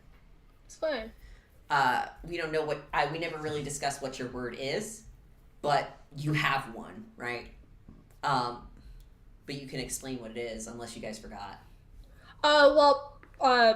After like staring at Jaeger for like a pause of a moment, like he realizes everything's silent, and he like looks between everyone. Word. It's basically every Aesir has a fate and a role to play in Ragnarok, and not all the time is it something good. Basically, in the end, we all go one way or another. What's your word, Johnny? I do something stupid. It's fine. He Well, now you blinks. gotta tell us. He kind of You can't like, just do that. do you like light something on fire? Ignite? Flame on? No, it's not something to do with that. It was a weird dream. What was about your word, Mr. Jaeger, sir? It's weenie. Like, I'm sorry. I'm sorry. I'm just staring at She the needed dog. Weenie. She was anxious. He will continue to kind of ease back. Clearly he doesn't have any problem saying what his word is, and to be fair, most Aesir have a very, very complicated relationship with their words. As far as Jaeger is concerned, he's kind of like, my word is that when the time comes, well, in a time, one of the last defenses of Asgard is going to fall because of me. Jay blinks at that. Kind of, I'm assuming I don't even have to roll to kind of find the connection there. Us stealing his controller. I mean, I mean, I think you guys can presumably, without a roll, figure out what this word is or what this word is in relation to. Yeah. Okay. You can say it for the audience. So if what Jaeger said is true, then anything having to do with Jaeger and this automaton army that he is said to have, whether or not we take the controller away from him or convince him to work with us, would probably fall in line with that word. So So he's kind of fated Just to the do theory. so. okay. And he kind of like looks back towards Johnny and he kind of like shrugs, being like, "Is this a good thing?" Or like without saying that. Just gives him a look of. Okay. Okay. He kind of like looks back. So you're fated to. Well, I don't want to like say it out loud that we might have a part in that. But we might have a part in that, I guess. Yeah.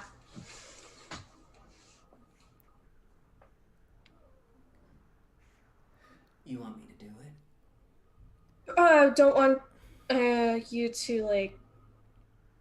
We want the controller that you have. Or Jay's kind of like, or if you have your son back, if you don't want to. I don't know how God's work entirely like this in terms of changing pantheons, but Work for the people that keep kicking you like every 9 years off the top of the tree.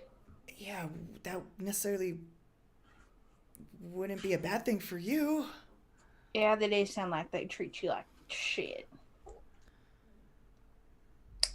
Let us roll the biggest persuasion check we can possibly do. Operation Free Jaeger. So your boss is shit. Operation Free Jaeger. So your boss is Honey, you shit. I deserve can't do no better. masters because I'm not looking at Odin right now. Wait, let me look at all my abilities. Okay. Let me whip them all out. So my question is, you guys want to convince Jaeger to abandon the Aesir?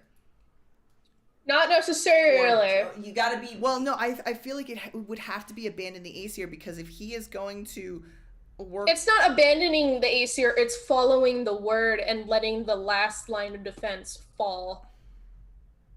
Right, but then he might not be a part of the Aesir for much longer.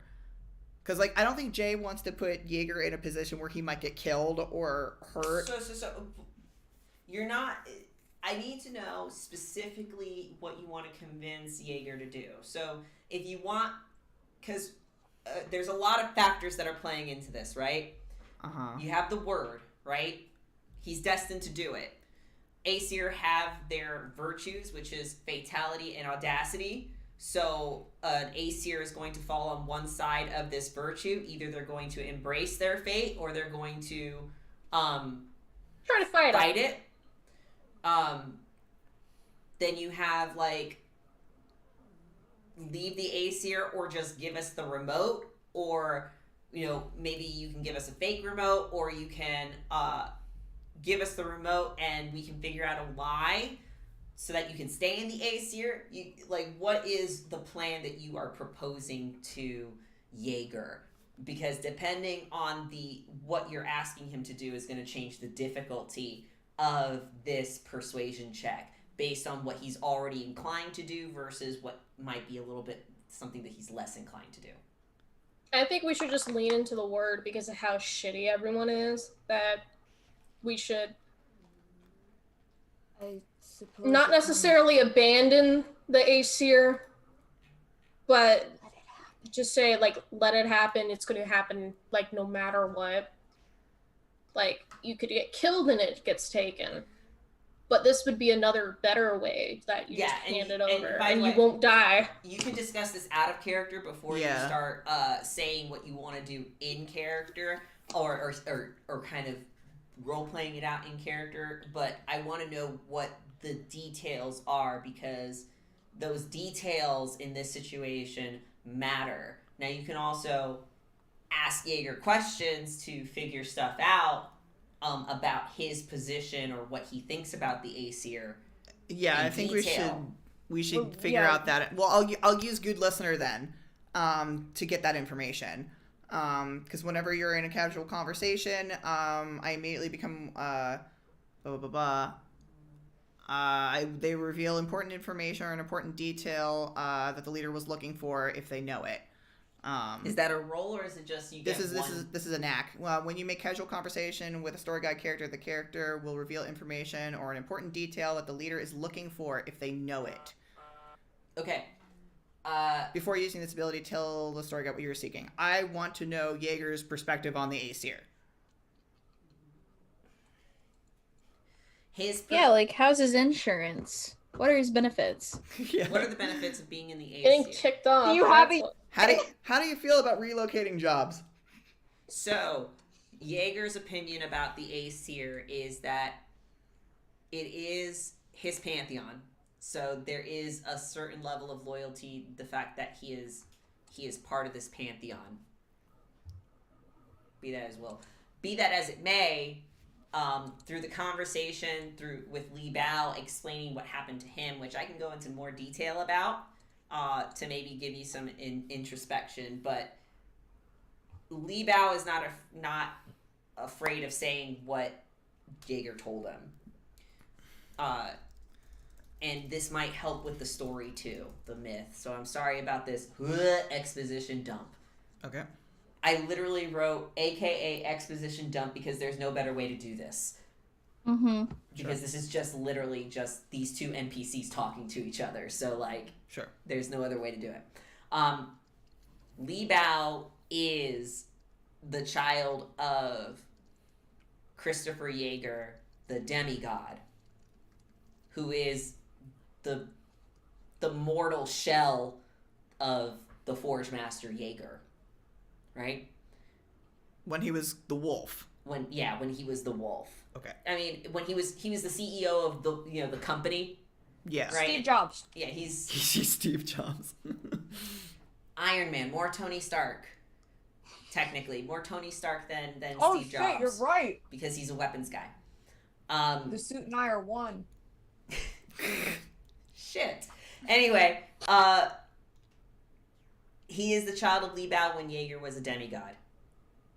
The father is a titan.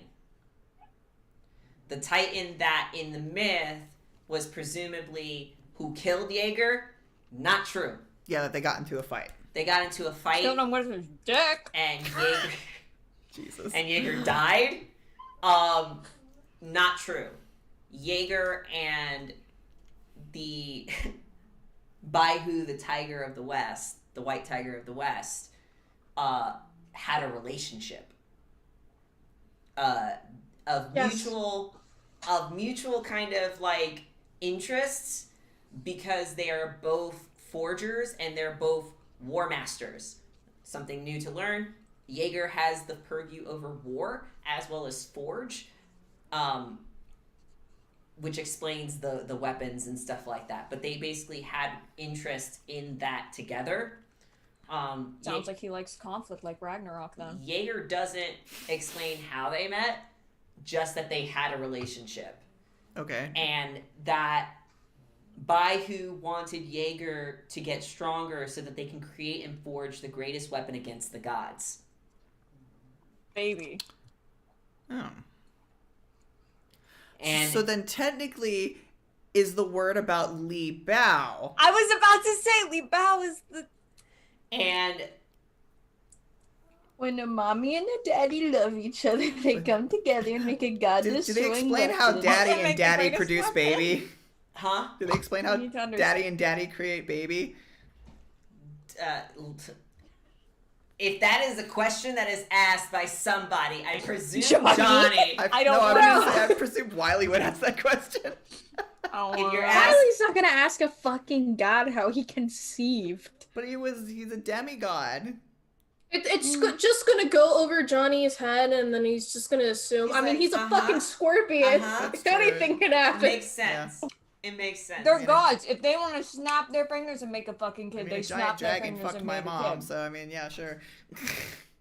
But essentially, He has a human Baihu form. wanted to create the greatest weapon against the gods. Jaeger was more it was more in love and didn't really necessarily feel the need to fight the gods. He didn't quite understand at the time. So yeah, But I'll make you the greatest gift I can. There's no button there. Baby. there's no but, so he doesn't. His opinion didn't Hold change on on. that. I thought there was a button. There are butts involved in Anyway, when Jaeger gave birth to the child, he died, and that's how he became a god. So that's the fight. There's a lot of that going around. Yeah, we got dead moms left and right, got anime ponytails and everything. Okay. We gasp. We see Jaeger's hair like tied off to one side, and we're like, "Oh no, The side ponytail. It was meant you're to be. gonna die again." Unfortunately, when Jaeger ascended, he left his child behind, and those who took him were not inclined to let Baihu keep the baby. Because the baby was meant to be a weapon. Mm-hmm. Jaeger did not know where the baby went. He presumed that Baihu was taking care of the baby when he ascended. And the Aesir basically kind of didn't tell him what happened to the baby. Odin said, "Shut the fuck up." and when Jaeger asked to go back down to the mortal realm, to Midgard, to basically go find Baihu and his child, the Aesir were like, right, but you need to do this first. So Jaeger worked really hard, created the artifice golem protector defense army that is A bunch of Keatons. protecting the ring. It's basically like if Asgard was like a ring, like there was a gate around it. There are kind of like in Atlantis, that Disney movie where they had the big stone things that kind of protected. Did anybody else see Atlantis? Okay, there are I these. saw. I blanked out at Atlantis. It There's sucks so bad. there's these big stone artifice beings that Jaeger created for the sole purpose of getting permission to go down to Midgard. But When Now I don't have to. When he asked, Odin told him no, that he couldn't yet. He got mad. He got sent down to hell for insubordination. He climbed back. He demanded again. He got sent back down to hell. Rinse and repeat. right, and He thought that his husband had his At some point in time, Freya, his godmother, told him to try to stop, to just leave it alone. It's time to stop. she's like, "Here, honey, I know you like cats. I'll give you one of mine." Basically told him to I stop don't and want told this. him the truth. And the truth was that the Shen took the baby. And he doesn't know what happened to Baihu. But because the Shen and the Aesir have a alliance working together to fight Titan, the Aesir, specifically Odin, was not inclined to disrupt that alliance for fear that it was evidence. It was possibly part of that word, that the last line of defense would be dropped because of Jaeger. So if they gave the baby to Jaeger, the Shen might drop their alliance, and that might have been the defense. It's not a clear, it's not a clear prophecy, but no prophecies are 100% clear usually, right? Looks into the future. No. That's what I'm kind of trying to explain. It's like, Yeah.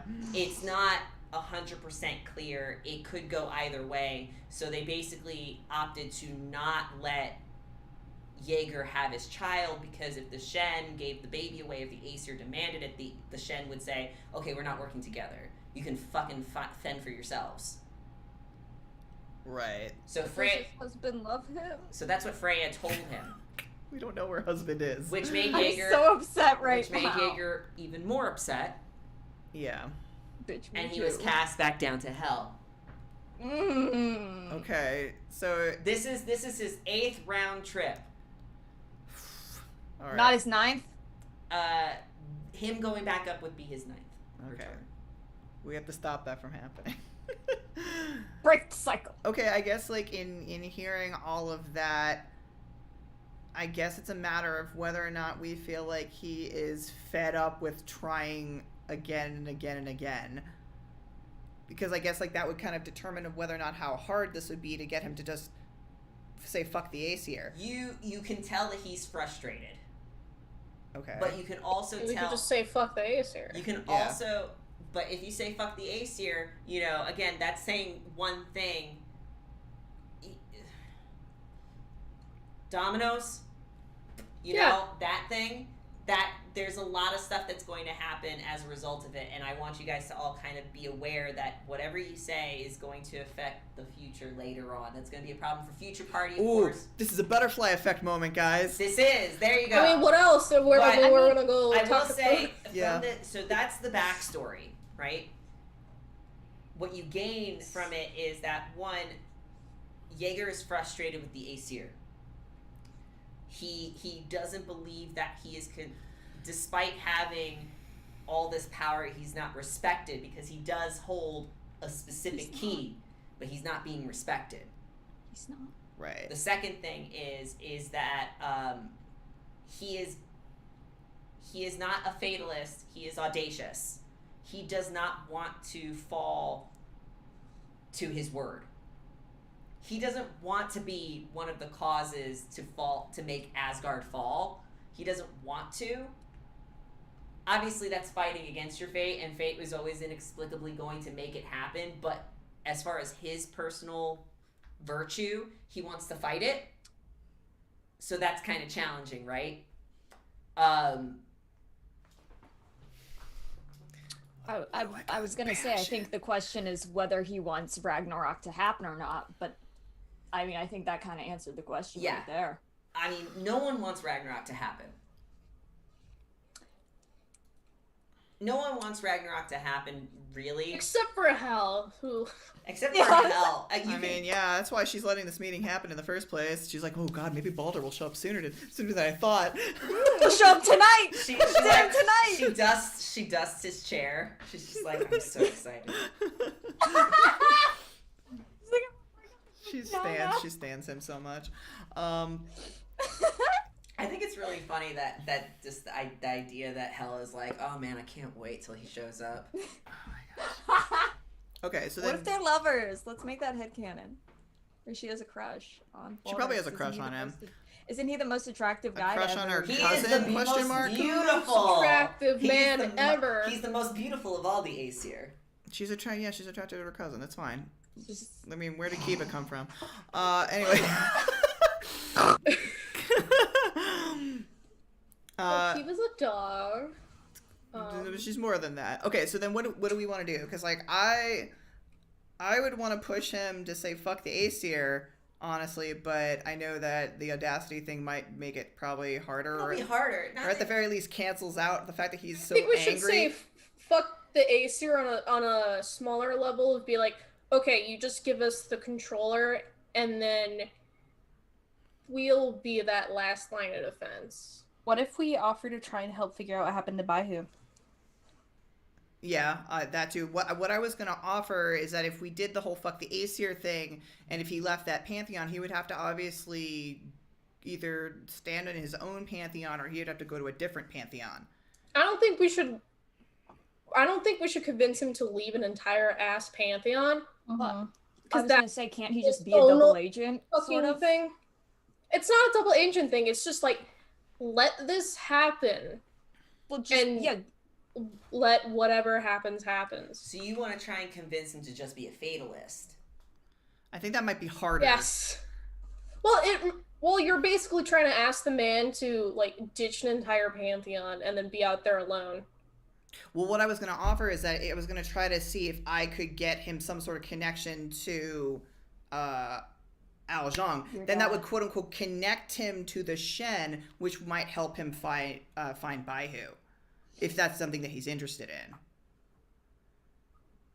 Granted, also, I haven't talked to my dad about this, but Let me go ask my dad real quick. all she has to do is cry, and I am a grown ass man. I will cry. Hell yeah, but we it's, will. it's ultimately what you guys want to ultimately do. I mean, again, there's a variety of like intricate ways that you can do this. Like you can say, leave the pantheon and let the cards fall. Right? You can say, be fatalist. Not necessarily include the pantheon part, but just embrace fatalism.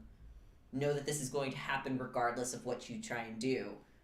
And Which that's what Hell was trying to convince him of. yeah. I mean, if everyone's telling him that. Again, Hell is fatalist, so she's like, just deal. Mm-hmm. Right? Does this mean that Odin is audacious then? Yes, he is. Oh, okay. He's very. Yes, Yeah, he is. That makes sense. He's very audacious. He doesn't want to die. He's Yeah. extremely audacious. He will imprison all the wolves in Asgard. And he I mean, has. he sent one to Hell. So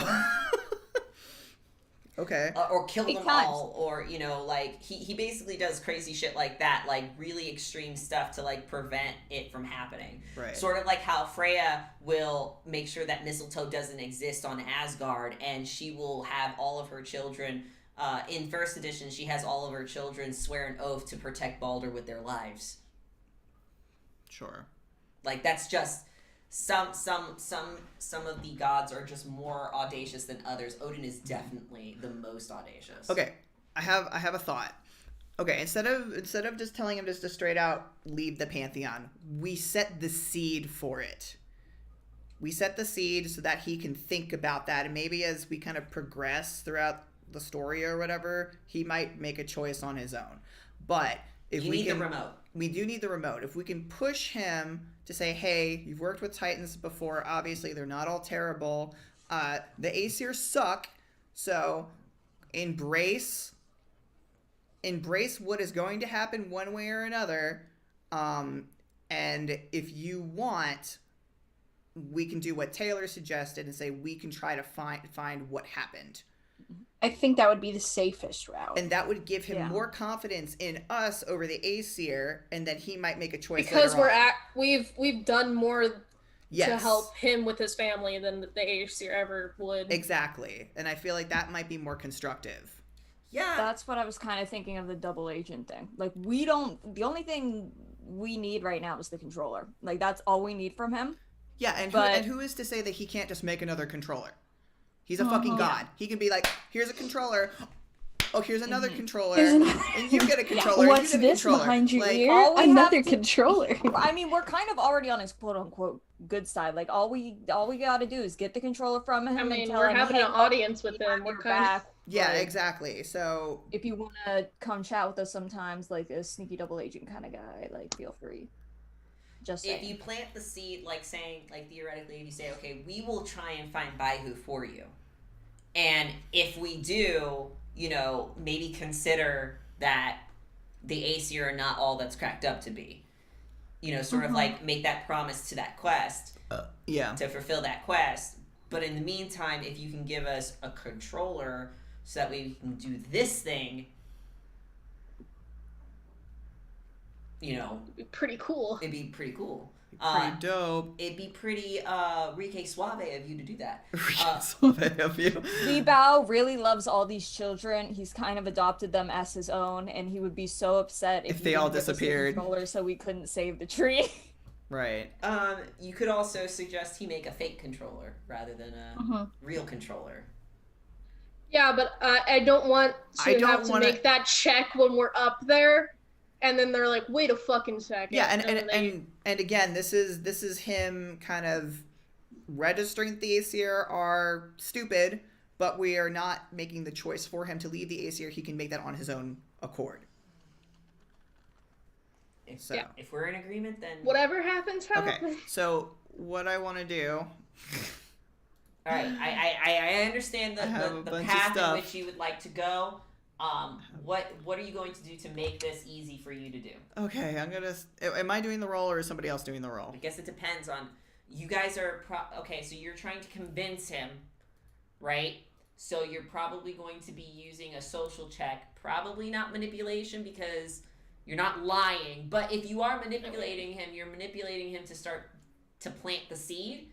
You know, Yeah. like you could say like, well, we're manipulating him by planting the seed to say that the AC are bad, or you can try and just use your presence and your charming personalities, you know, the fucking doe-eyed look that you guys all have because you're new and fresh and you're not jaded as shit. You can use your presence to do that. Or even your composure. Since this is a long-term conversation that you're having, you're trying to use your resilience to kind of compose over a long period of time, having this discussion, this debate on whether or not he should or should not. Either way, it's definitely a social role. I mean, I got 10 dice between presence and persuasion. Well, I would have 8. It's gonna be Jay. Jay could be the I mean, main. Jay can be the main, but obviously other players can help and support by rolling support dice, essentially. I would like It to ain't support dice. Okay. Well, I'm wondering. I don't know if it would work, but I'm wondering what would happen if Jaeger, a god, held the compass. He'd break it probably or make it better for you. One or the two. You could give it to him as a bargaining Like you're chip. trying to figure out what his heart's desire is. Yeah, I'm wondering if that would help him come to a decision. Oh, as a manipulate. Big brain. so, okay. Big so, brain. Like, if what his heart's desire is what you think it is, and if it points It'd to point you to guys, us. then he would be more inclined to believe you that you would be able to do it. Oh. I like that. So you can use that as part of the bonus in this case. So there is a 1 dot bonus to the relic is 1 dot, correct? 3 dots. It's a 3 dot. Oh shit. Let's put it in this perspective. Instead of having a max of 3 enhancement, I'll let you use the relic as a 3 dot enhancement, and then there's room for another 3 dot enhancement through support rolls. Okay. Do you guys want to do the support rolls? Because if not, I can do a bunch of other stuff to give me I'll enhancements. do the support roll. Okay. And then we can figure out if we would need to do more. Okay.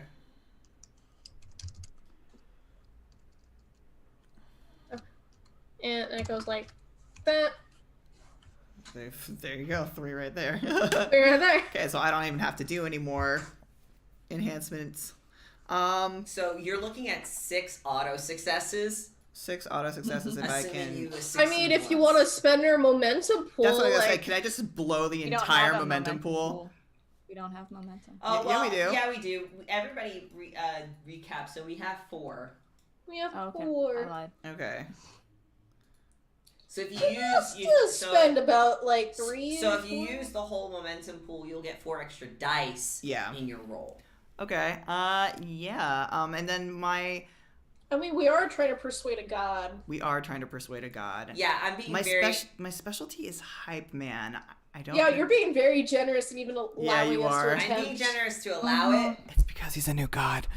He's a new god. He's as far as legend is concerned, he's like a 9 or 10 compared to like Odin. Considering we As all Our just fetus didn't know of asses said we him. were at 2. Yeah. Okay. I mean, so we all didn't know of his existence in the first place. that's true. You might have seen his logo, not Vaguely. really realizing it. Like Johnny wouldn't have because Johnny's not like a military aficionado, but like. See Puck fucking scribbling over it, being like stinky wolf.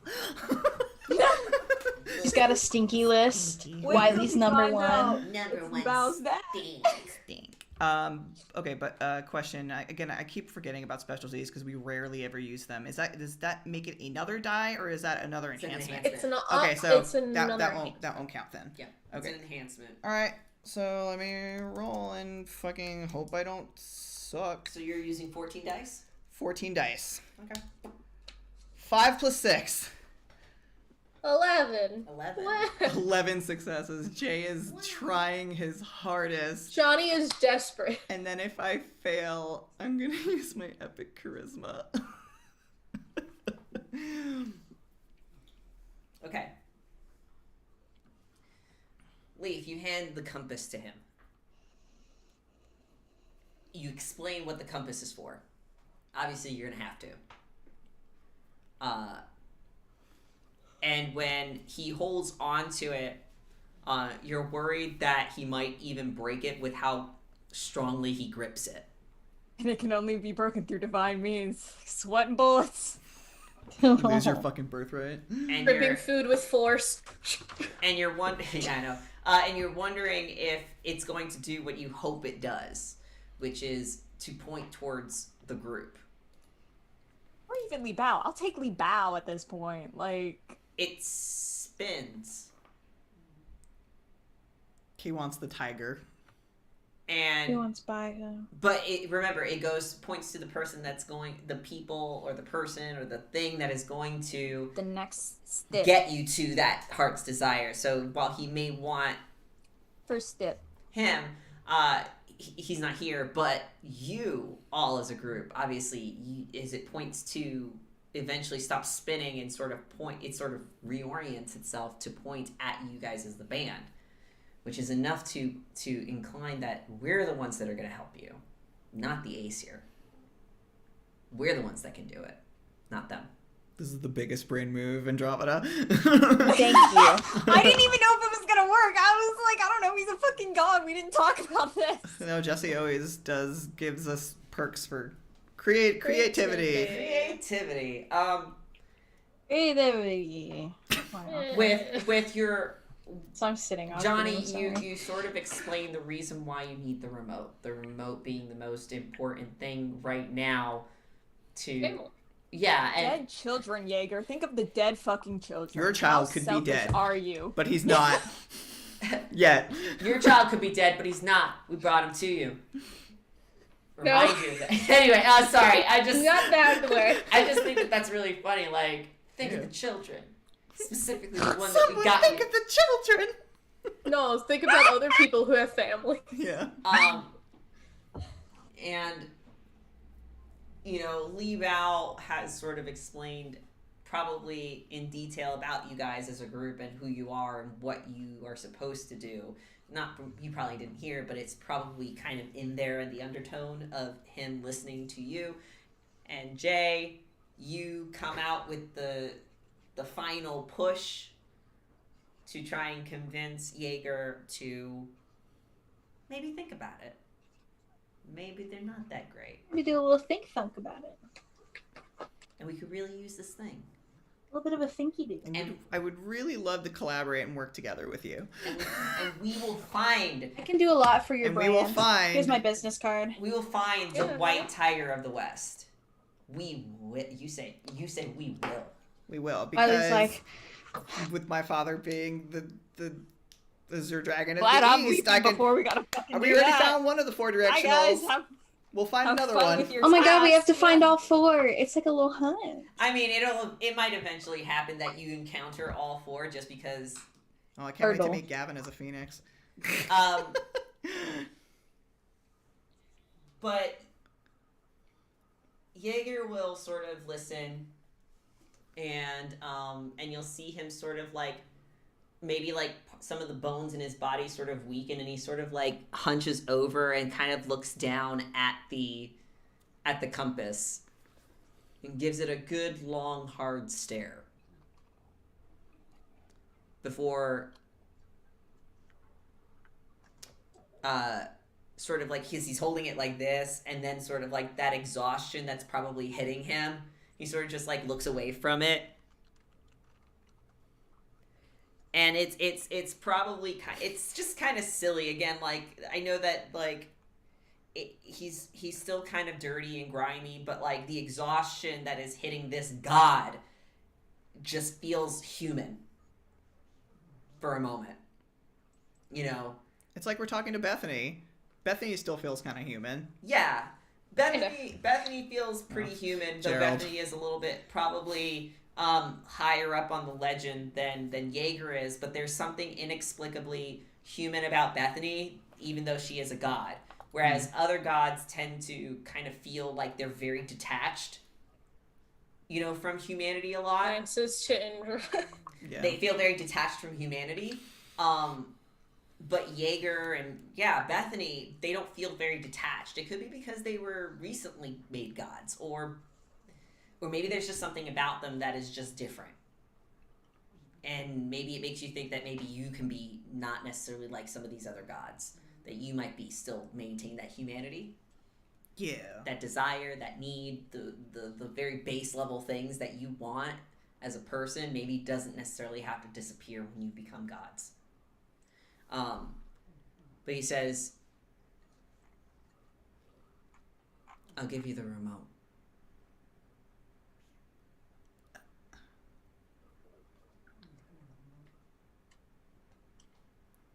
A copy of it. Okay.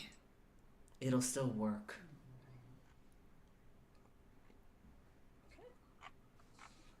But that way you still have one. A failsafe, maybe. I mean, all we need is just a remote. So I thank you so much. You'll find him. Promise. He'll look to Li Bao for a moment. And you?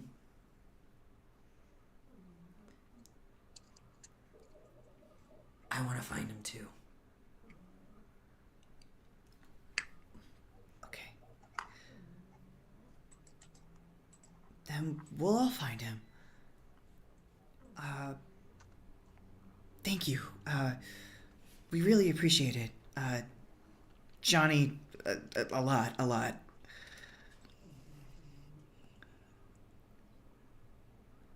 I suppose we'll have to make our way back up eventually.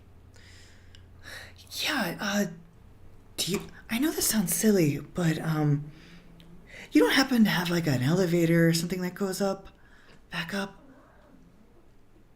I don't think he would if he has to climb every time. I usually ask Hel if I can climb up from the throne. She lets me.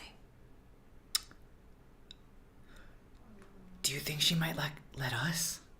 How you intend to climb? How did you even get here? In a tank. What? Jay kind of turns towards the dwarves. Hee-hoo. Or we kind of started from Vanaheim and then worked our way down and then got to the dwarves and then in a tank and then here. Let me see that tank. It's parked outside. Yeah, you'll have to go through them first. We're gonna go fucking Gesture to the zoom. dwarves. Well, yeah, that's probably what's going to happen. Starwipe. We're in front of the tank. Well, I mean, this is not going to be something that has to be played out or anything like that, but definitely Jaeger is going to make your tank an actual relic. this Zoomy. time. Oh, damn. It goes zoomies now. So it Ooh. will function better. Thank Christ. But there is one more thing that needs to happen.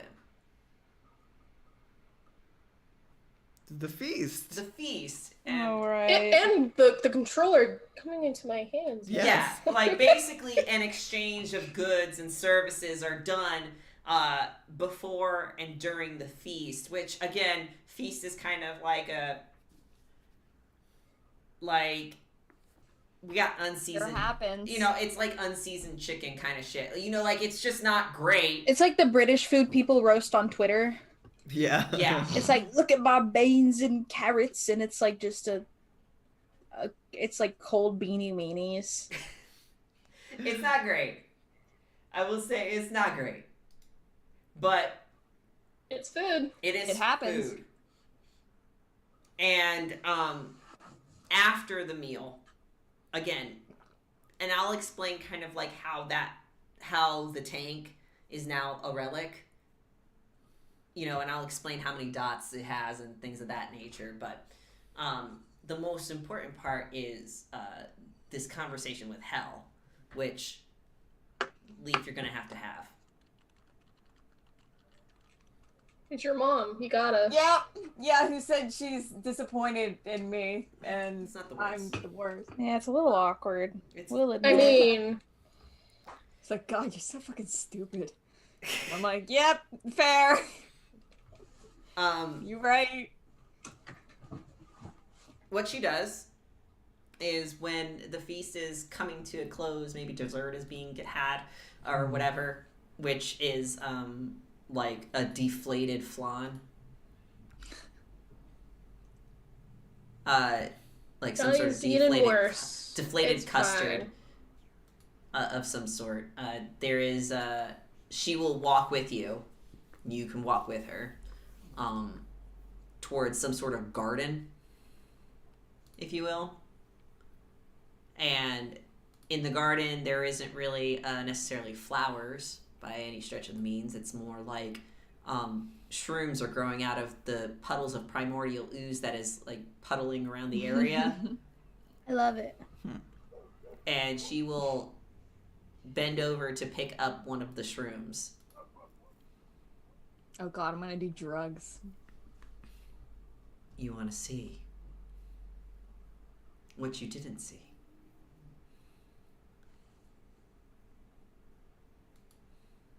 Yes. Eat. I eat that fucking shroom. Just Don't do the second good. oh. You grow 10 sizes taller. I'm sure if I try and do it in one go, it won't be as painful probably if it tastes like awful. So I mean, it does taste awful. I can't really say it other. It gets thick in your mouth or thick in your throat. It's like eating the cat of nine tail. It just explodes out of your mouth.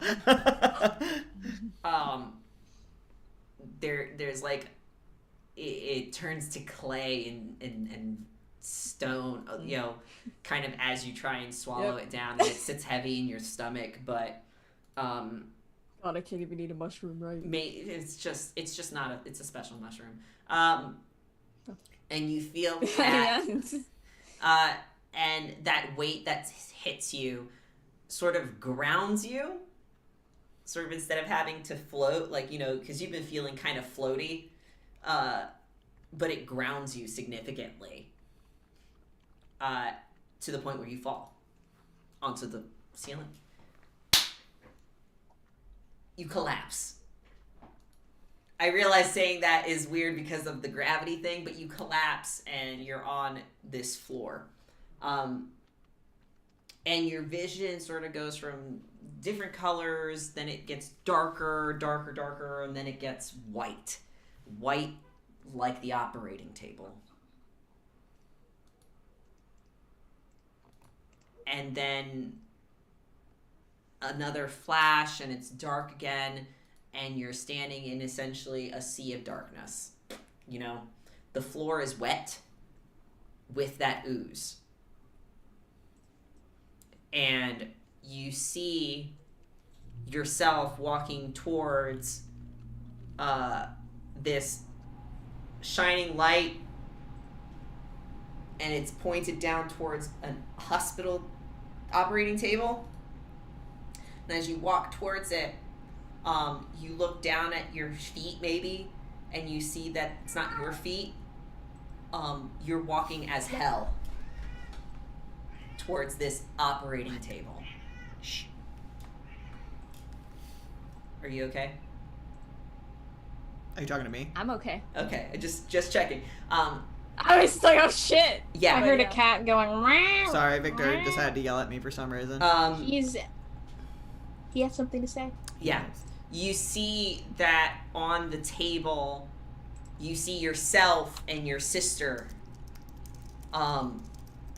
Tubes and things are just coming out of your body that seem like a combination of like, is this actually a hospital thing? Like, is this actually surgery? Or is this just like my imagination, my horror vision of what surgery looks like? Right? And Hell, yourself, walks towards Theta's side.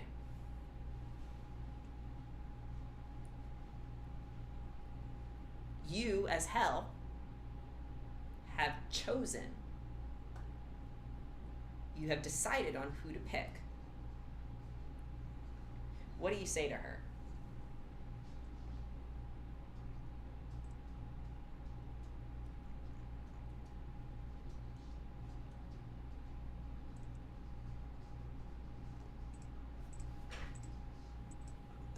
Count down to 0, and then you can come with me. You hear Theta ask, "Who are you?"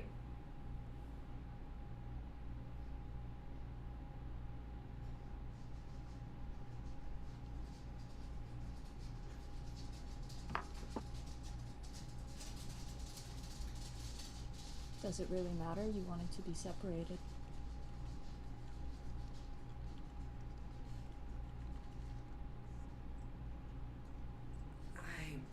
I want to be free, yes.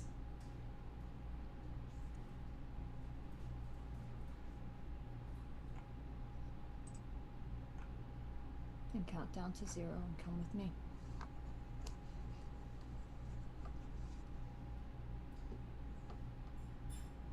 You know that at this moment, if she doesn't say yes, well, the reason why you're here is because somebody's going to die. Rather, 2 somebodies are going to die. And you decided that you wanted one of them.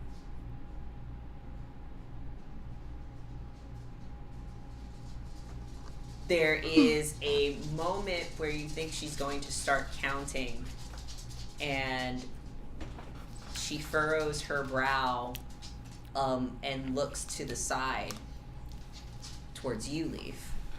Unconscious, obviously, on the operating table.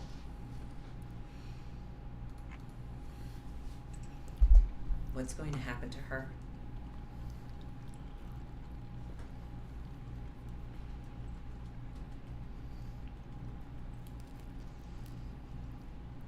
I thought you wanted to be free.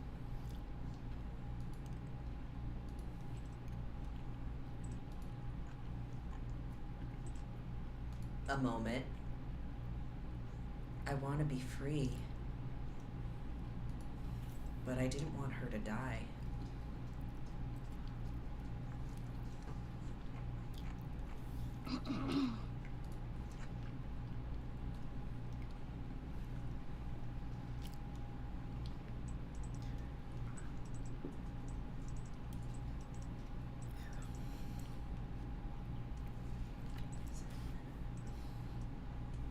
Another moment, and you're thinking, if she says no, well, then you'll just kill them both. Or rather, you'll let fate take its hold and deal with it. Sunglasses come down. Theta pauses for a second.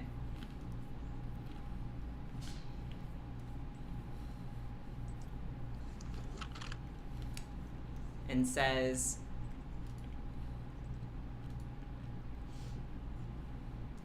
I knew I was going to leave her behind. And I know I need to be separated because if not, she was going to die anyway.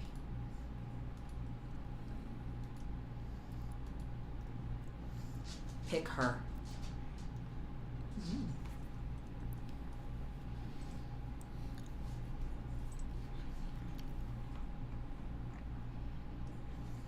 And you, as Hell, Tut.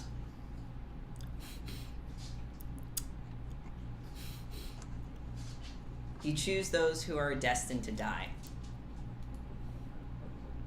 You had made your choice. But if the Scion doesn't allow themselves to be chosen, then they can't be chosen. It'd be a waste otherwise. Well, you wouldn't get what you want. So you take your steps You walk to the other side of the table. Count down from 100 to 0. 100. 99. 98.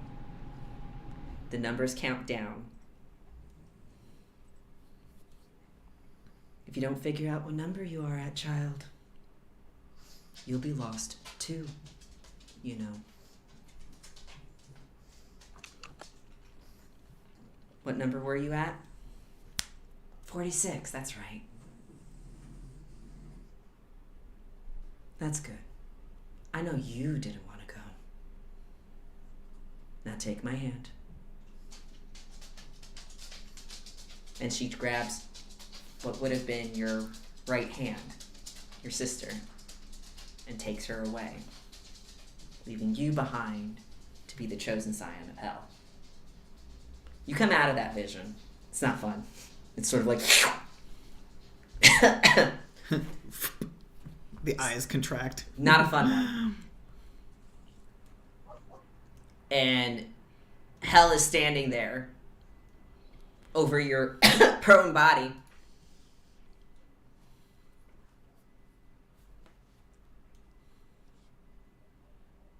And says, now do you see?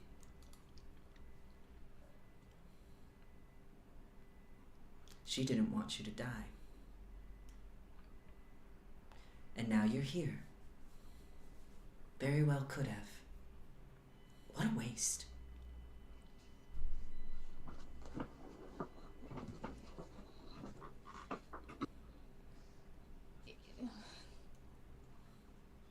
You should have chosen her. She should have. Here's the funny thing. She wanted to be free.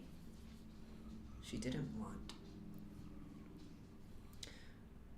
Well, freedom can mean a lot of things.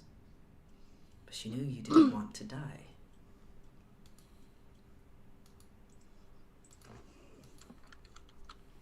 And yet here you are, in my realm. And if you didn't have friends, you would have died. For what? What do you want? I want her. She takes a squat. Pop squat. She takes a squat to sort of kneel beside you, and you can see the skull, the skin, how it kind of barely is holding on at that sort of like that division part.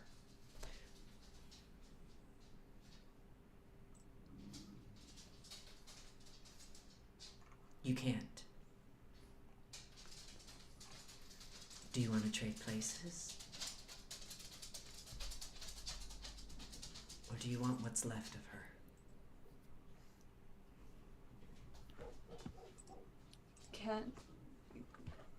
Can I? Have you said You said I had to let this go. If you let it go, I will let you leave.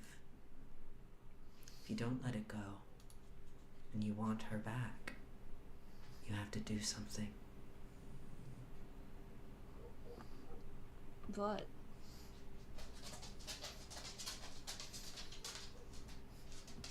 Bring Tell- Balder back. No. He needs to attend that dinner.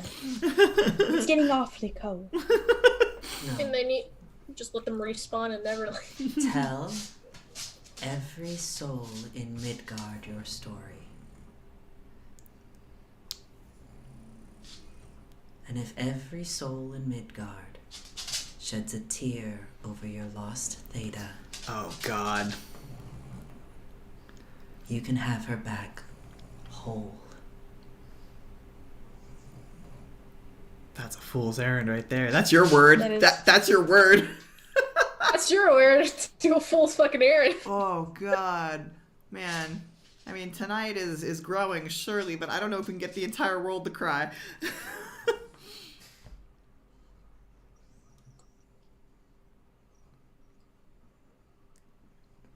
Was she ever really lost, or was she just lost to me? You'd have to ask her.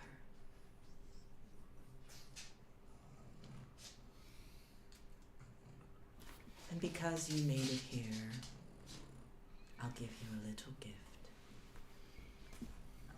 Just a piece to remind you of your word.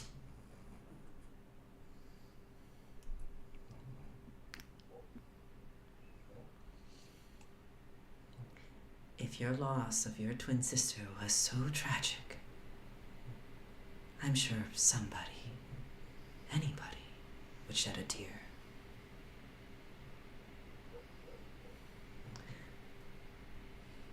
She will lift her hand, her cold, dead, skelly hand, and reach for your stump of an arm, or rather, where your sister would have been. Oh. And you feel a chill. It is frightfully cold. Scary cold. And should you look, I assume you do, you will see a spectral hand, or rather a spectral arm. It's hers. You know it is. She has that one freckle that's on her forearm. Looks like the Big Dipper. Oh, like me. It's hers. See-through and transparent, but it's hers. And if you make it move, it moves. You've gotten your arm back. But not all of it. And then it punches you in the gut. You have been bestowed a new birthright. Hey. Called Death's Hand. Cool. It gives you a +3 enhancement on interacting with things that are incorporeal. It inflicts chill touch. This includes combat-specific things. And provides a special key in which the owner of the relic can access any Axis Mundi to get into the underworld, representing how you are partially dead. Oh. Yeet. I mean, We'll have to bring Andromeda back for when one of us die. Ruth. Like, I got you. She oh, you can respawn in Neverland if you want. She pulls back and she says, perhaps if you act like a real Scion, people will be more inclined to believe you and feel sorry for you. I don't. Thanks, Mom. It's like my real mom. Oof. This is why the Aesir suck, man. Except for Loki. So, Brutal. there you go. She will walk away from you to go back to the party, leaving you to be sad.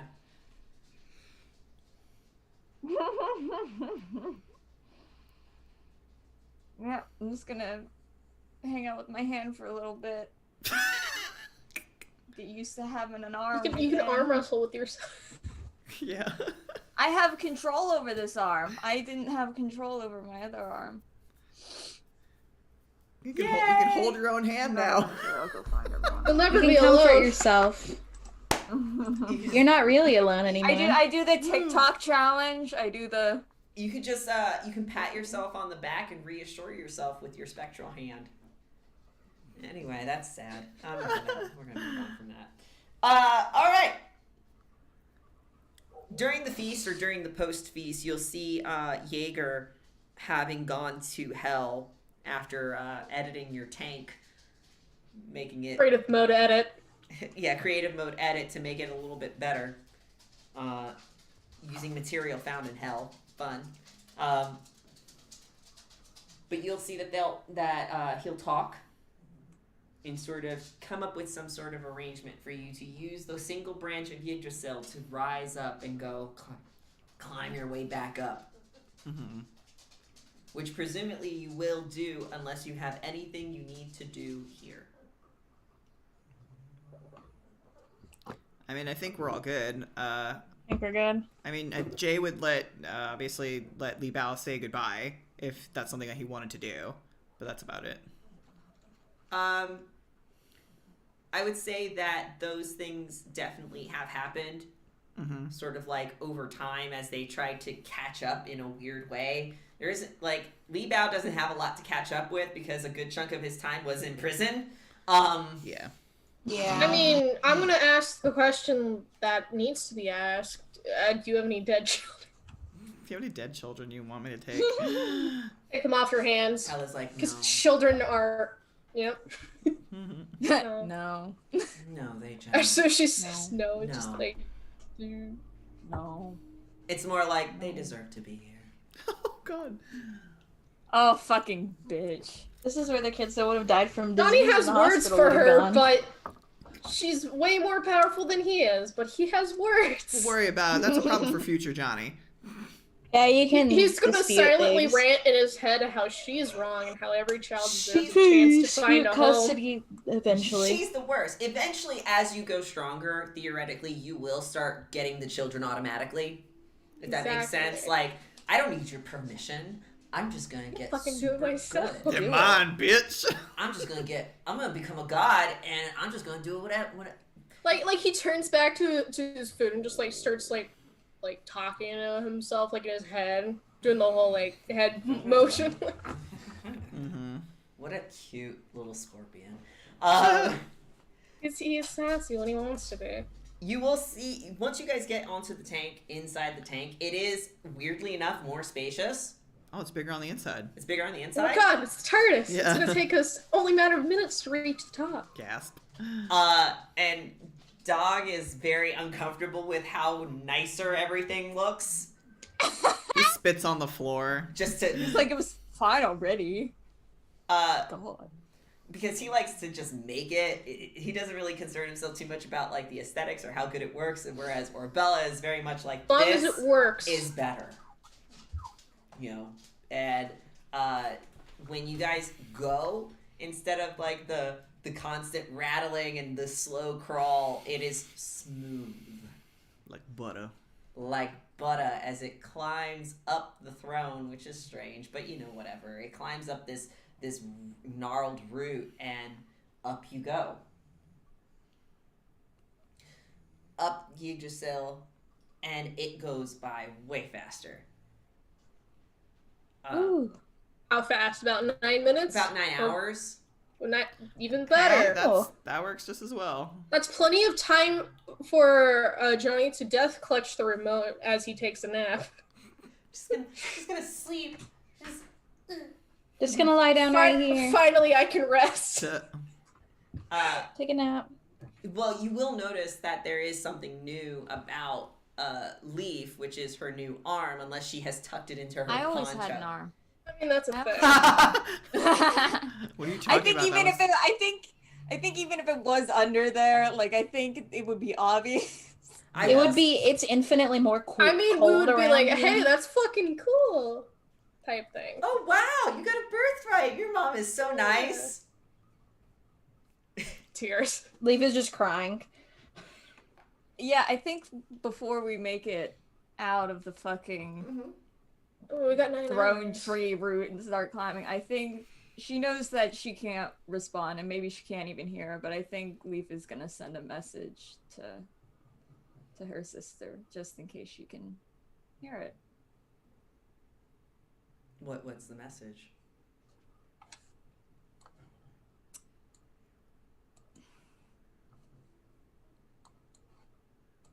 I do not know if you can hear me,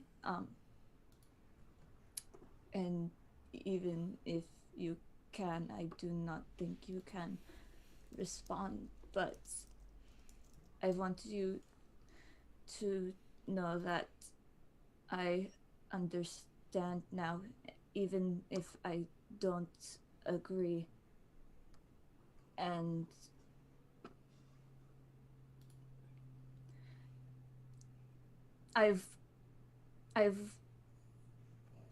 we will be together once more. Just wait for me, and until then I will do what you wanted.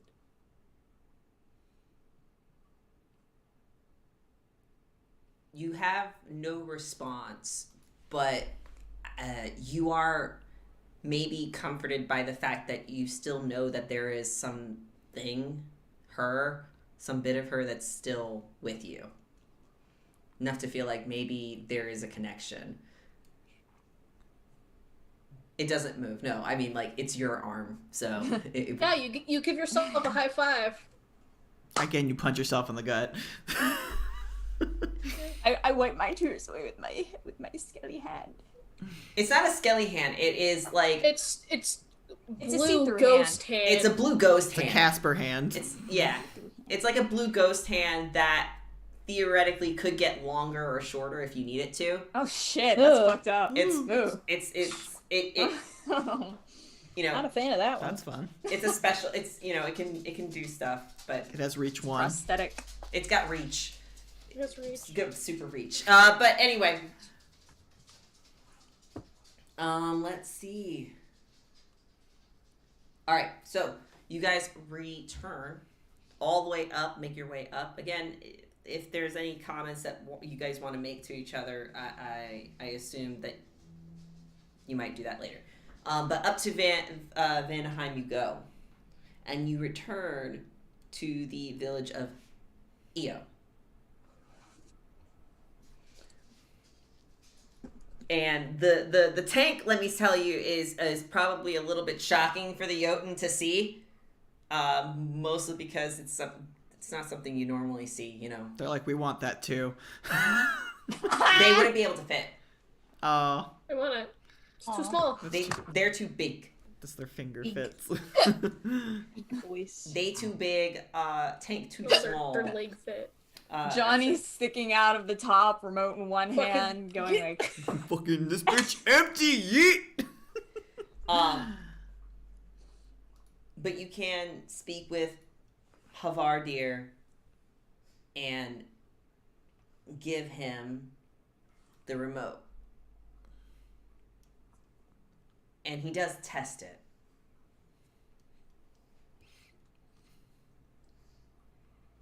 Beep. And, you know, A giant he hand, has, like a tiny fucking Lego piece. and like he has scouts that are looking out because Vanaheim and like Asgard are kind of very close to each other as far as realms are concerned. Like, you know, maybe it's like a planet that you can see. And there's like a giant ass spyglass. Somehow they're able to scout and see that there is some form of movement, if you will.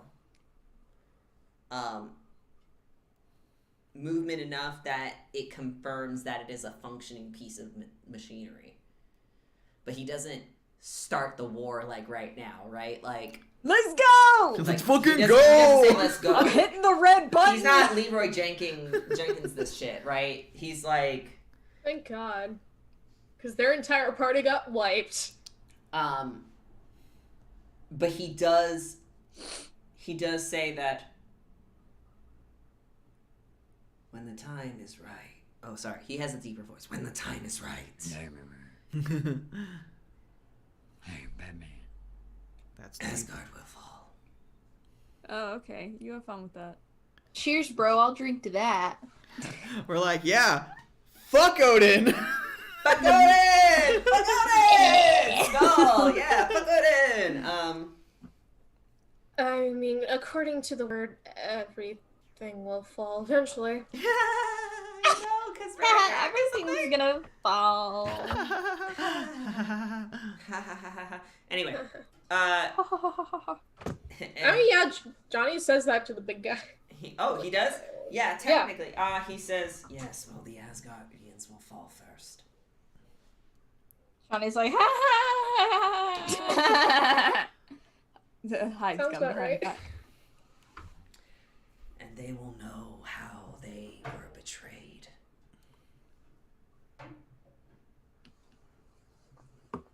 It's going to happen sooner or later. But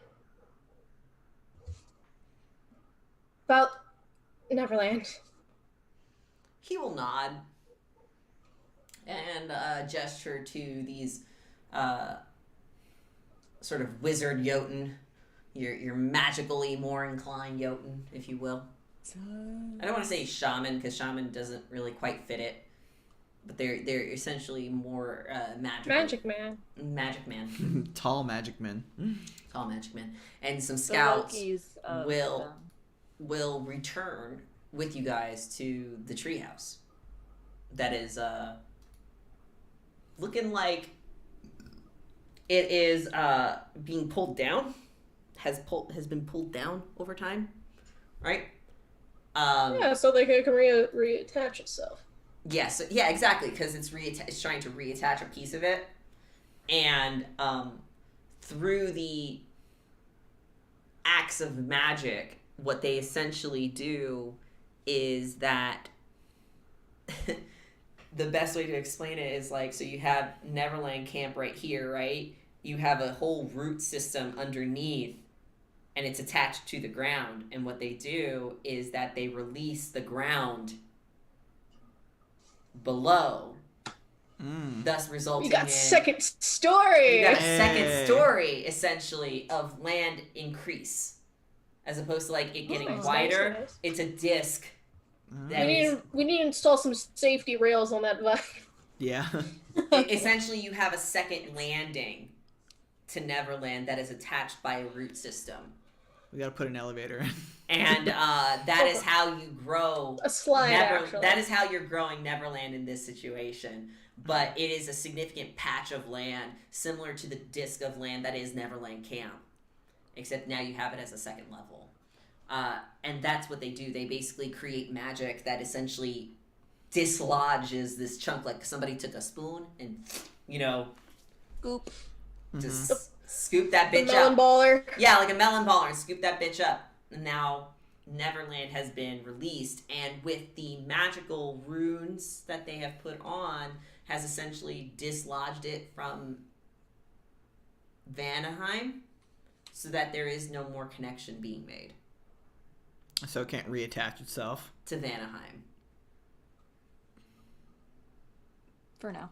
For now, yeah. Johnny, while this all happens, Johnny looks both ecstatic and relieved. Riley's just smiling as he watches. And The kids are looking healthy and great, right? yeah, now that it's no longer attached to Vanaheim, you can tell that the kids that have been waiting are sort of reforming They're or following us. getting solid again.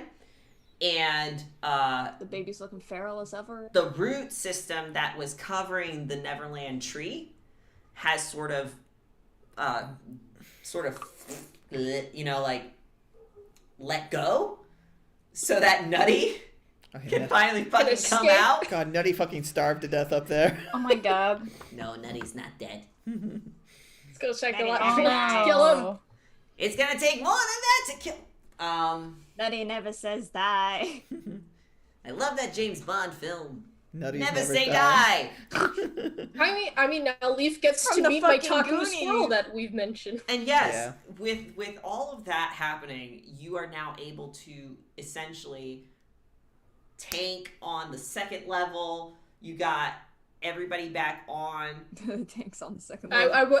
Johnny would like to do a quick, check just to make sure Hudson and Head Nyla count. You are do still vibing. if you do a head count, everybody's here. Okay. Your concerns were, while valid, did not pan out the way that you feared, and you're thankful for that.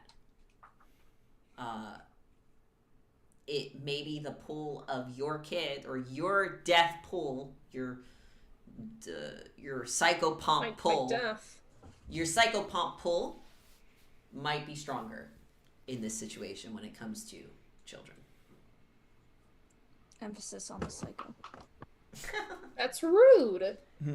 But with this in mind, you are able to teleport yourselves, journey your way out of the 9 realms back to Midgard. And theoretically, I guess you can drop Leif off wherever. Wherever she Where wants. fucking ever. Wherever. I mean, Where the you fuck have. did you come from? I think Jay would offer her to stay at the I don't want to say the compound, but it's like Motel, Holiday Inn. no, at the mansion. At the beach Wiley resort. offers the ranch too. Yeah.